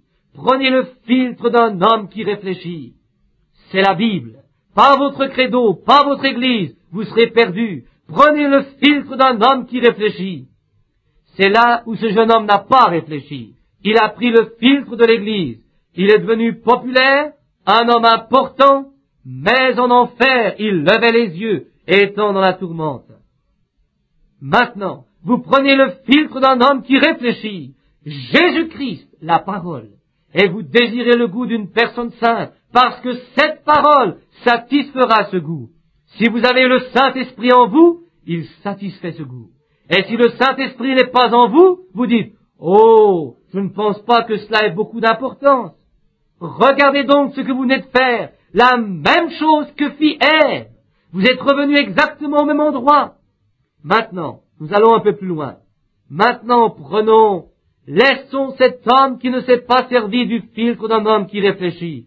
Il ne voulut pas accepter la direction de Jésus-Christ et la vie éternelle. Maintenant, prenons un autre homme d'affaires, jeune et riche, un dirigeant, avec les mêmes possibilités qu'avait ce jeune homme. Et il l'accepta. Il accepta d'être conduit par Christ. Maintenant, dans la Bible, il y en a deux dont nous allons parler. Celui que nous venons de voir, qu'il a refusé, et prenons maintenant cet homme, un autre homme d'affaires jeune et riche, un dirigeant, et il accepta d'être conduit. La Bible nous parle de cet homme. Si vous voulez le noter dans Hébreux, chapitre 11, versets 23 à 29, c'est par la foi que Moïse refusa d'être appelé fils de la fille de Pharaon, aimant mieux être maltraité avec le peuple de Dieu, regardant l'opprobre de Christ comme une richesse plus grande que tous les trésors de l'Égypte. Voyez qu'il accepta la vie éternelle. Moïse regarda l'opprobre de Christ comme de plus grands trésors que tous les trésors qu'avait le monde. Moïse considéra que c'était ce qu'il y avait de plus grand. Ce n'est pas ce que fit ce jeune homme riche. Et Moïse était un chef jeune et riche. Il devait devenir Pharaon. Il était le fils de Pharaon et héritier du trône. Et il tourna ses regards vers l'impossible. Une bande de gens qui travaillaient dans la boue, une bande d'esclaves. Mais par la foi, il vit la promesse de Dieu à travers la parole. Que ce peuple habiterait 400 ans dans un pays étranger, mais sortirait conduit par une main puissante. Et il considéra ceci, alléluia, comme une richesse plus grande que tous les trésors d'Égypte. Et il abandonna l'Égypte, ne sachant même pas où il allait. Il était conduit par Christ. Il renonça. Et il avait un pied sur les marches du trône. Et il aurait pu être le pharaon suivant d'Égypte. Mais il regarda l'opprobre de Christ. L'opprobre. Être appelé cet excentrique. Être appelé ce fanatique. Prendre sa place parmi ceux qui travaillent dans la boue et parmi les fanatiques. Parce qu'il avait vu que l'heure dans laquelle les Écritures devaient être accomplies était arrivée. Oh, Église, réveillez-vous. Ne pouvez-vous voir la même chose ce soir? L'heure qui a été promise est sur nous. Regardez l'opprobre de Jésus-Christ. comme une richesse plus grande que les associations de toutes sortes, que ce soit un père, une mère, une église, n'importe quoi d'autre. Laissez-vous conduire par l'Esprit. Suivons ce Christ pour quelque, ce Moïse pour un petit moment.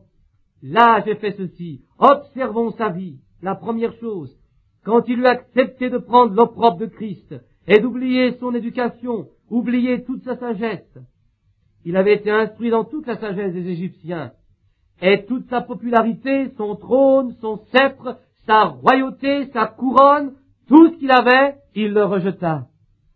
Et cet autre garçon désirait toutes ces choses et refusa Christ, tandis que celui-ci les refusa et accepta Christ. Et qu'arriva-t-il très rapidement? Il dut se mettre à part. Alléluia! Ce mot veut dire gloire à Dieu. C'est bien dommage que nous l'oublions. Il repoussa le trône et la popularité. Il aurait pu avoir des jeunes filles, des épouses par centaines, et il aurait pu avoir la domination sur l'Égypte gouvernait le monde. Le monde était là, à ses pieds, et il en était totalement héritier.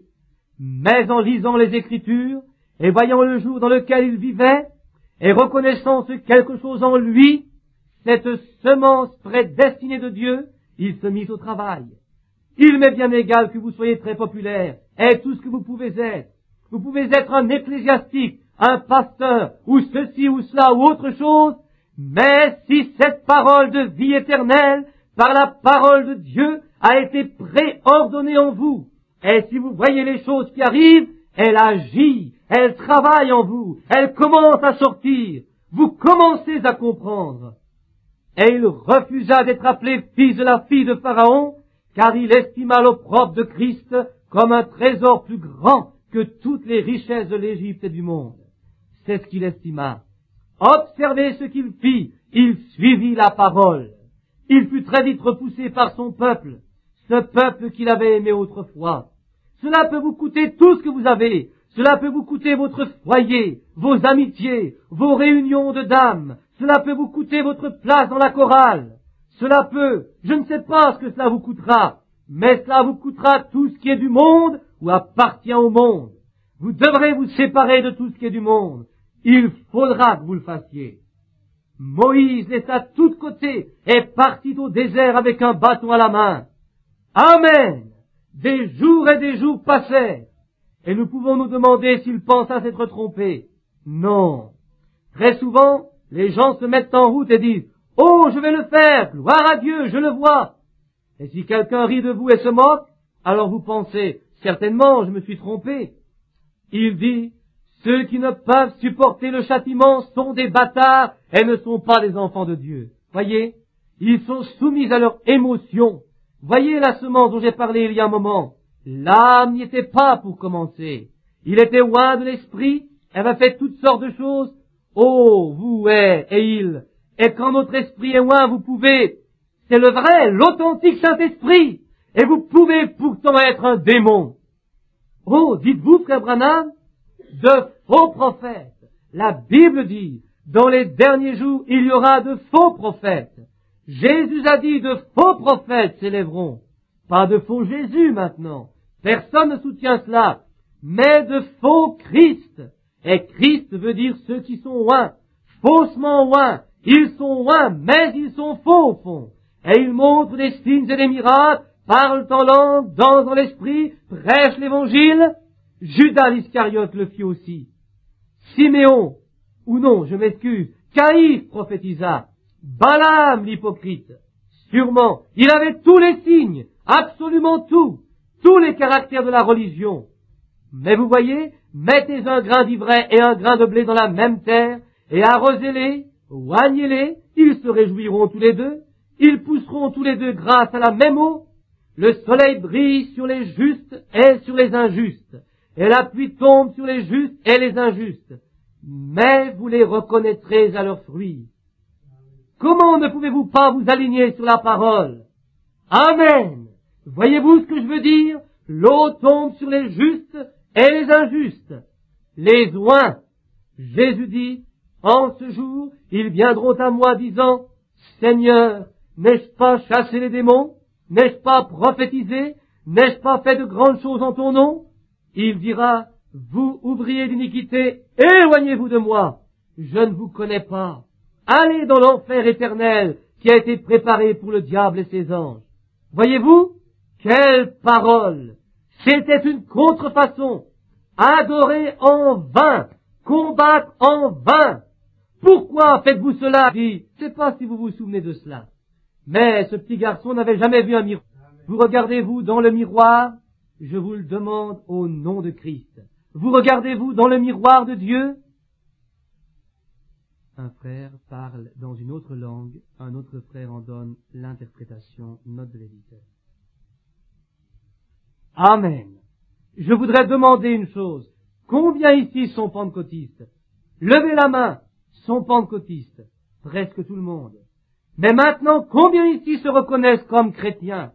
Levez votre main, où que vous soyez. Reconnaissez-vous comme chrétiens? Savez-vous que la Bible parle de cela, que cela arriverait? Cela arriva dans l'Ancien Testament, quand ils se demandaient ce qu'ils devaient faire, comment ils pouvaient échapper aux ennemis qui allaient les assiéger. L'Esprit tomba sur un homme, et il prophétisait et leur disait où ils devaient rencontrer l'ennemi et comment faire pour avoir le dessus sur eux. C'était l'Ancien Testament, le même que le Nouveau. Maintenant on pourrait dire, cet homme, oh, ce n'était pas cela. Oui, mais si c'était cela, vous dites, oh, mais j'ai déjà entendu cela avant. Oui, mais si c'était vraiment cela, vous voyez? Alors cela prouve simplement qu'ici, il y en a beaucoup qui ont besoin d'avoir le cœur changé. Si c'est le Saint-Esprit qui parle. Il y a des choses qui doivent être faites, oui, mais maintenant cela dépend de vous. Tel que je suis, sans rien à moi, sinon ton sang versé pour moi, est ta voix qui m'appelle, c'est maintenant juste qu'il vous appelle. À toi, agneau de Dieu, j'ôterai ce cœur endurci, et le remplacerai par un cœur de chair qui se rendra à moi. Viens, tel que je suis, tu veux me recevoir, tu veux. Voulez-vous choisir ce soir? Vous pouvez faire le choix que vous voulez. Efface.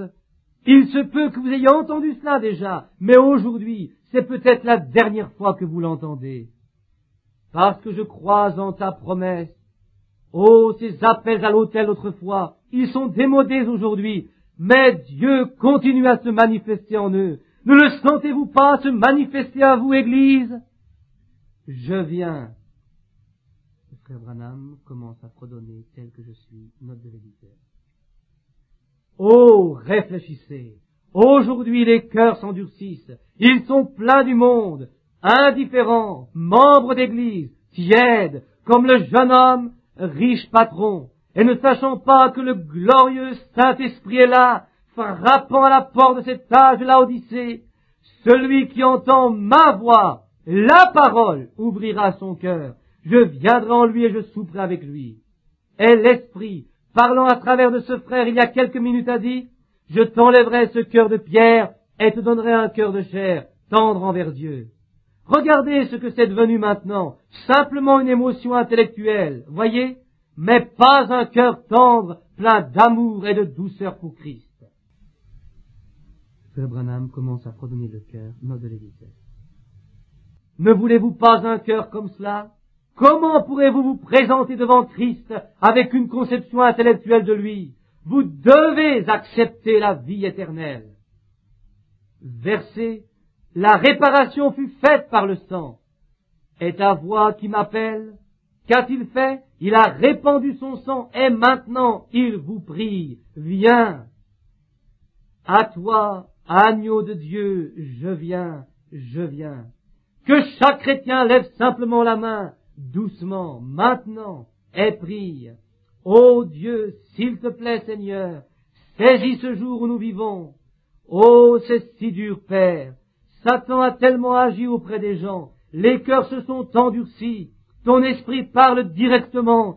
Ta parole est là, prouvée. Mais l'expérience démodée de la nouvelle naissance, c'est devenu une conception dénominationnelle et intellectuelle. Beaucoup de musique, de cris, de transport. Mais réellement, ce cœur de chair, cet esprit, cette vie éternelle, elle est certainement devenue étrangère à l'Église. Seigneur, mon cœur est brisé, et moi, un pécheur sauvé par ta grâce. Cela me fait tellement souffrir, Père, de voir l'Église pour laquelle tu es mort, que tu essayes de racheter. Je pense à la vision que tu m'as donnée au sujet de cette Église des États-Unis et des autres pays. Quel horrible spectacle, striptease et rock'n'roll. Mais quelque part, j'en vis arriver une autre, bénie. Je te prie, Père, que si quelqu'un ici ce soir, de ceux qui sont prédestinés à la vie, voulait l'accepter, que ce soit l'heure pour le faire. Accorde-le, Seigneur.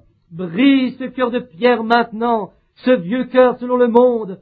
Et s'ils veulent la paix, s'ils veulent quelque chose qui les satisfasse, quelque chose qui leur donne une assurance, qu'ils acceptent la direction de Christ ce soir pour les conduire à une paix qui surpasse toute compréhension, une joie ineffable et pleine de gloire, et même quelque chose que la mort elle-même ne peut pas endommager. Accorde-le, Père. Maintenant, avec vos mains levées, je me demande si combien dans cette salle diraient seulement « je vais me lever ». Maintenant, peu importe qui est assis près de vous, c'est Dieu qui vous parle. Si vous voulez réellement être un vrai chrétien, tout ce qui est moins que cela est une interprétation. Oh, j'aimerais encore mieux sortir et aller dans le monde. Je crois que vous aussi aimeriez mieux, mais maintenant examinez-vous à la lumière de la parole, à l'aide du message. Examinez ce que doit être un vrai chrétien, rude et aimant, rien de ce christianisme moderne qui est doux, souple, à moitié mort, pourri, nourri d'une nourriture hybride. Voyez, ce n'est pas le vrai christianisme, vivant n'importe comment et appartenant à une église. Ne voulez-vous pas cette douce communion avec Christ, le Saint-Esprit que vous êtes, avec un cœur conforme à la parole? Allez directement à Christ. Si vous voulez cela et désirez que Dieu vous voie debout, ce soir, debout dans ce groupe de personnes, si vous voulez seulement le faire. Vous dites, est-ce que ça voudra dire quelque chose, frère Branham? Oh oui, c'est certain. Si vous avez honte de moi devant les hommes, j'aurai honte de vous devant mon Père et les saints anges. Mais celui qui me confessera et me reconnaîtra sur cette terre, je le confesserai devant mon Père. Maintenant, qu'importe qui vous êtes, femme, homme, jeune fille, qui que vous soyez, chrétien ou non chrétien, ministre, diacre, si vous croyez seulement de tout votre cœur, juste un moment, et ce soir faire en sorte que Dieu sache que vous êtes sincère. Maintenant, voyez, je suis pentecôtiste, dites-vous, je suis ceci, ou quoi que vous soyez, je prétends danser dans l'esprit. Mais frère Branham, je pensais que du moment qu'on avait cela, on l'avait. Non, vous ne l'avez pas. Si vous croyez que je suis le prophète de Dieu, vous écoutez mes paroles. Voyez, c'est une séduction dans ces jours. La Bible ne dit-elle pas que ce serait si près que cela séduirait même les élus si c'était possible? Les élus, jusqu'au fond de l'âme. Mais si vous dansez dans l'esprit et êtes encore avec les choses du monde, il y a quelque chose qui ne va pas. Si vous parlez en langue, Paul dit, je pourrais parler les langues des hommes et des anges et pourtant ne pas être sauvé. Les deux sortes, voyez. Je peux avoir toutes les émotions, je peux avoir la foi, je peux prêcher l'évangile, je peux donner tous mes biens pour nourrir les pauvres, je peux porter la parole dans les champs de mission à travers le monde, et pourtant je ne suis rien. Voyez-vous, c'est l'intérieur de l'intérieur, frère.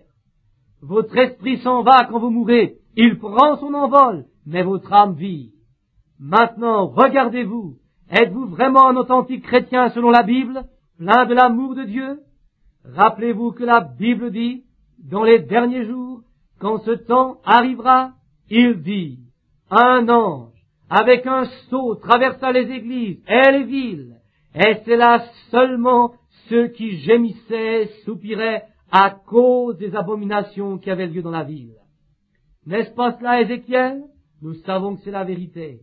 L'ange qui s'avança et mit un sceau sur leur tête, leur front. Laissez là ceux qui soupirent et gémissent. Ensuite viennent les anges destructeurs des quatre coins de la terre.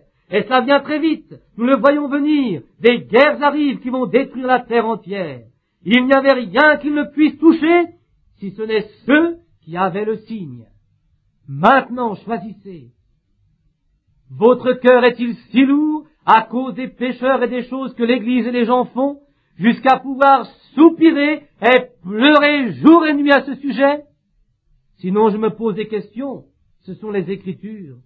Voulez-vous simplement vous lever et dire, cher Seigneur, je ne me tiens pas debout parce que frère Branham l'a demandé, mais j'ai entendu sa parole le dire, et je vais le faire. Pour toi, Seigneur, je suis debout. J'ai un vide dans le cœur. Veux-tu le remplir ici ce soir, là où je me tiens? Dieu vous bénisse, Dieu vous bénisse. J'ai besoin de toi, je désire que tu aies pitié de moi. Dieu vous bénisse. Je désire être cette sorte de chrétien qui, maintenant, souvenez-vous que la personne qui est debout à côté de vous est exactement comme vous. Je désire que vous étendiez la main vers eux, que vous leur preniez la main et que vous disiez, mon frère, ma sœur, priez pour moi maintenant. Je désire que vous priez pour moi.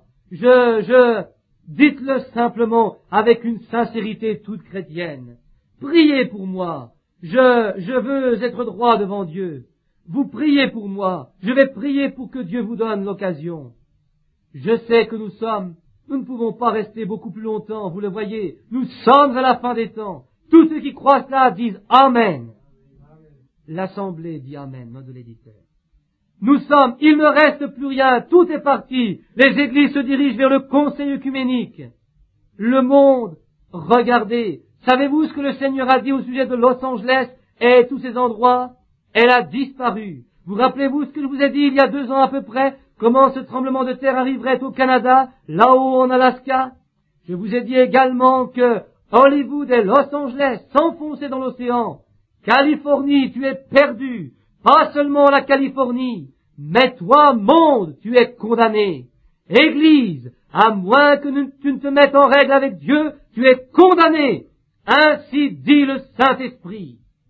M'avez-vous jamais entendu me servir de ce nom, à moins que cela n'arrive? Je vous le demande. Il y a 20 ans que vous me connaissez, mais vous ai jamais annoncé quelque chose dans le nom du Seigneur qui ne soit pas arrivé? Si tout ce que je vous ai dit qui arriverait est arrivé, dites Amen.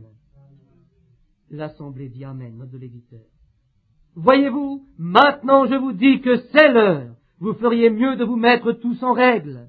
Maintenant prions chacun les uns pour les autres.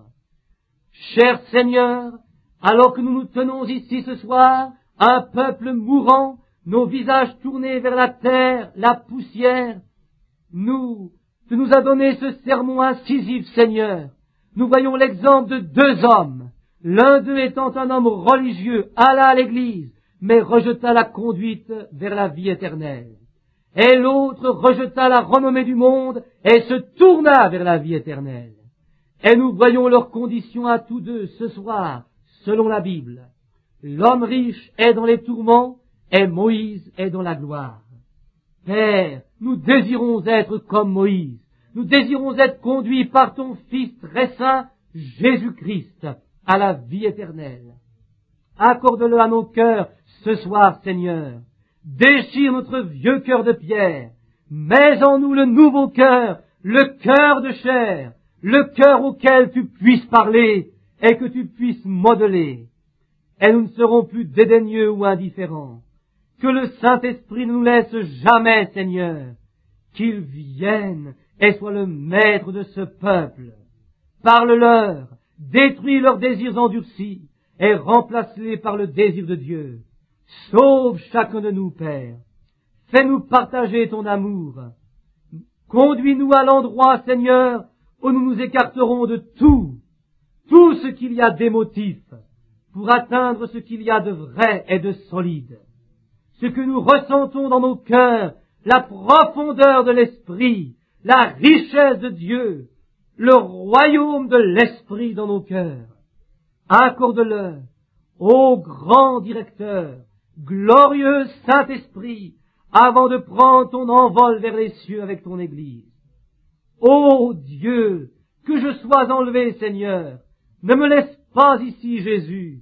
Que je parte avec toi, Père. Je ne veux pas rester sur cette terre pour voir ces tribulations qui approchent. Je ne veux pas rester ici dans cette folie. Je ne veux pas être là quand il y aura des choses affreuses. Des gens perdant l'esprit. Nous voyons des hommes qui voudraient agir comme des bêtes et ressembler à des bêtes. et des femmes voulant ressembler à des animaux avec leur peinture sur le visage. Sachant que ces choses ont été prédites, que cette chose arrivera, ils seront tellement fous jusqu'à ce que s'élèvent des sauterelles avec des cheveux comme ceux des femmes pour tourmenter les femmes, avec des dents comme celles des lions, et toutes les choses que tu as dites. La faculté de réflexion des gens aura complètement disparu. Nous voyons que cela commence maintenant, Seigneur. Aide-nous, ramène-nous à l'esprit sans défaut de notre Seigneur Jésus-Christ. Ô grand guide vers la vie éternelle, nous acceptons ta promesse ce soir, Père. J'intercède pour ces gens, j'intercède pour chacun d'eux au nom de Jésus-Christ, Seigneur. Je prie que Christ, le Fils de Dieu, vienne dans le cœur de chacun. Seigneur, nous modèle et fasse de nous de nouvelles créatures en Jésus-Christ. Accorde-le, Seigneur Dieu. Nous t'aimons et nous désirons que nos penchants, qu'un changement intervienne en nous pour que nous puissions être tes enfants, sentir ton esprit travailler dans nos cœurs, Seigneur, nous rendant plus réceptifs et nous faisant réaliser dans quel monde égaré nous vivons. Accorde-le, mon Dieu, quand nous voyons des jeunes femmes tellement prises au piège de Satan, des jeunes hommes à l'esprit perverti, des enfants, des drogués, des fumeurs, des buveurs, toute cette immoralité, l'Éden de Satan. Mon Dieu, il t'a fallu 6000 ans d'après la Bible pour construire un paradis terrestre. Et tu y as mis ton fils et sa femme, son épouse, pour y régner, et Satan vint et le pervertit. Il a eu 6000 ans, et il a construit son propre Éden intellectuel au travers de la science, de l'instruction et de la soi-disant intelligence, et il en fit un. Ô mon Dieu, ramène-nous au paradis terrestre, Seigneur, où il n'y a ni mort ni chagrin. Accorde-le, Seigneur. Nous sommes là, attendant humblement que le second Adam vienne chercher son épouse. Fais que nous soyons une partie de lui, Père. Nous le demandons au nom de Jésus. Amen. Aimez-vous Dieu? Pouvez-vous ressentir? Pouvez-vous réaliser ce que j'essaye de vous expliquer? Si vous pouvez comprendre ceci, levez seulement la main. Dites, je comprends ce que vous essayez d'expliquer. Pouvez-vous voir la folie de cet âge? Regardez, c'est fini. Il n'y a même plus rien de raisonnable chez les gens. C'est fini. Où est même les dirigeants? Regardez notre président. S'ils veulent le communisme, qu'il l'ait. Tout ce que les gens demandent, donnez-leur. Mais où sont donc nos leaders, comme Patrick Henry ou George Washington? Où sont nos dirigeants qui se portent garants d'un principe? Nous n'en avons plus. Où sont nos églises, nos prêtres? Ils accepteront les gens simplement parce qu'ils sont pour la prohibition, ou bien parce qu'ils font partie de l'église et font ceci, ou éprouvent une certaine sensation ou quelque chose. Où sont ces hommes de Dieu, ces prophètes qui s'élevaient et osaient défier toutes les choses du monde? Où sont ces hommes intègres? Où sont-ils? Ils sont si mous et acceptent des conceptions intellectuelles et toutes sortes de choses jusqu'à ce qu'il ne soit plus rien. Ô Dieu, aie pitié de nous. Ces spectacles affreux qui apparaissent sur la terre. Vous pouvez voir comment les gens y vont directement. C'est une folie. Mais quand ces choses frapperont, l'Église sera partie. Mon Dieu, que nous soyons partis aussi. C'est ma prière au grand être surnaturel qui est dans cette salle ce soir, le Christ si grand qui a toujours la vie éternelle. Je te prie, Jésus-Christ, alors que je suis ici, les yeux ouverts, regardant cette Église que tu as rachetée par ton sang, mon Dieu, que pas un de nous ne soit perdu. Nous voulons être en règle avec toi. Aussi lave-nous, Seigneur, de toutes nos iniquités, efface nos péchés et toutes choses. Nous avons vu que tu guéris nos malades, même que tu ressuscites nos morts. Ils reviennent à la vie par la prière. Et nous avons vu toutes ces choses arriver, Père. Maintenant, ramène-nous à la vie spirituellement. Amène-nous à réaliser la vie éternelle à travers Jésus-Christ. Accorde-nous ceci, Seigneur. Je remets tout entre tes mains au nom de Jésus-Christ. Jusqu'à ce que nous soyons réunis, au pied de Jésus, jusqu'à ce que nous soyons réunis, regardez-le, qu'il nous rende doux. Nous soyons réunis, que le Seigneur soit avec vous. Levez les mains maintenant, jusqu'à ce que nous soyons réunis.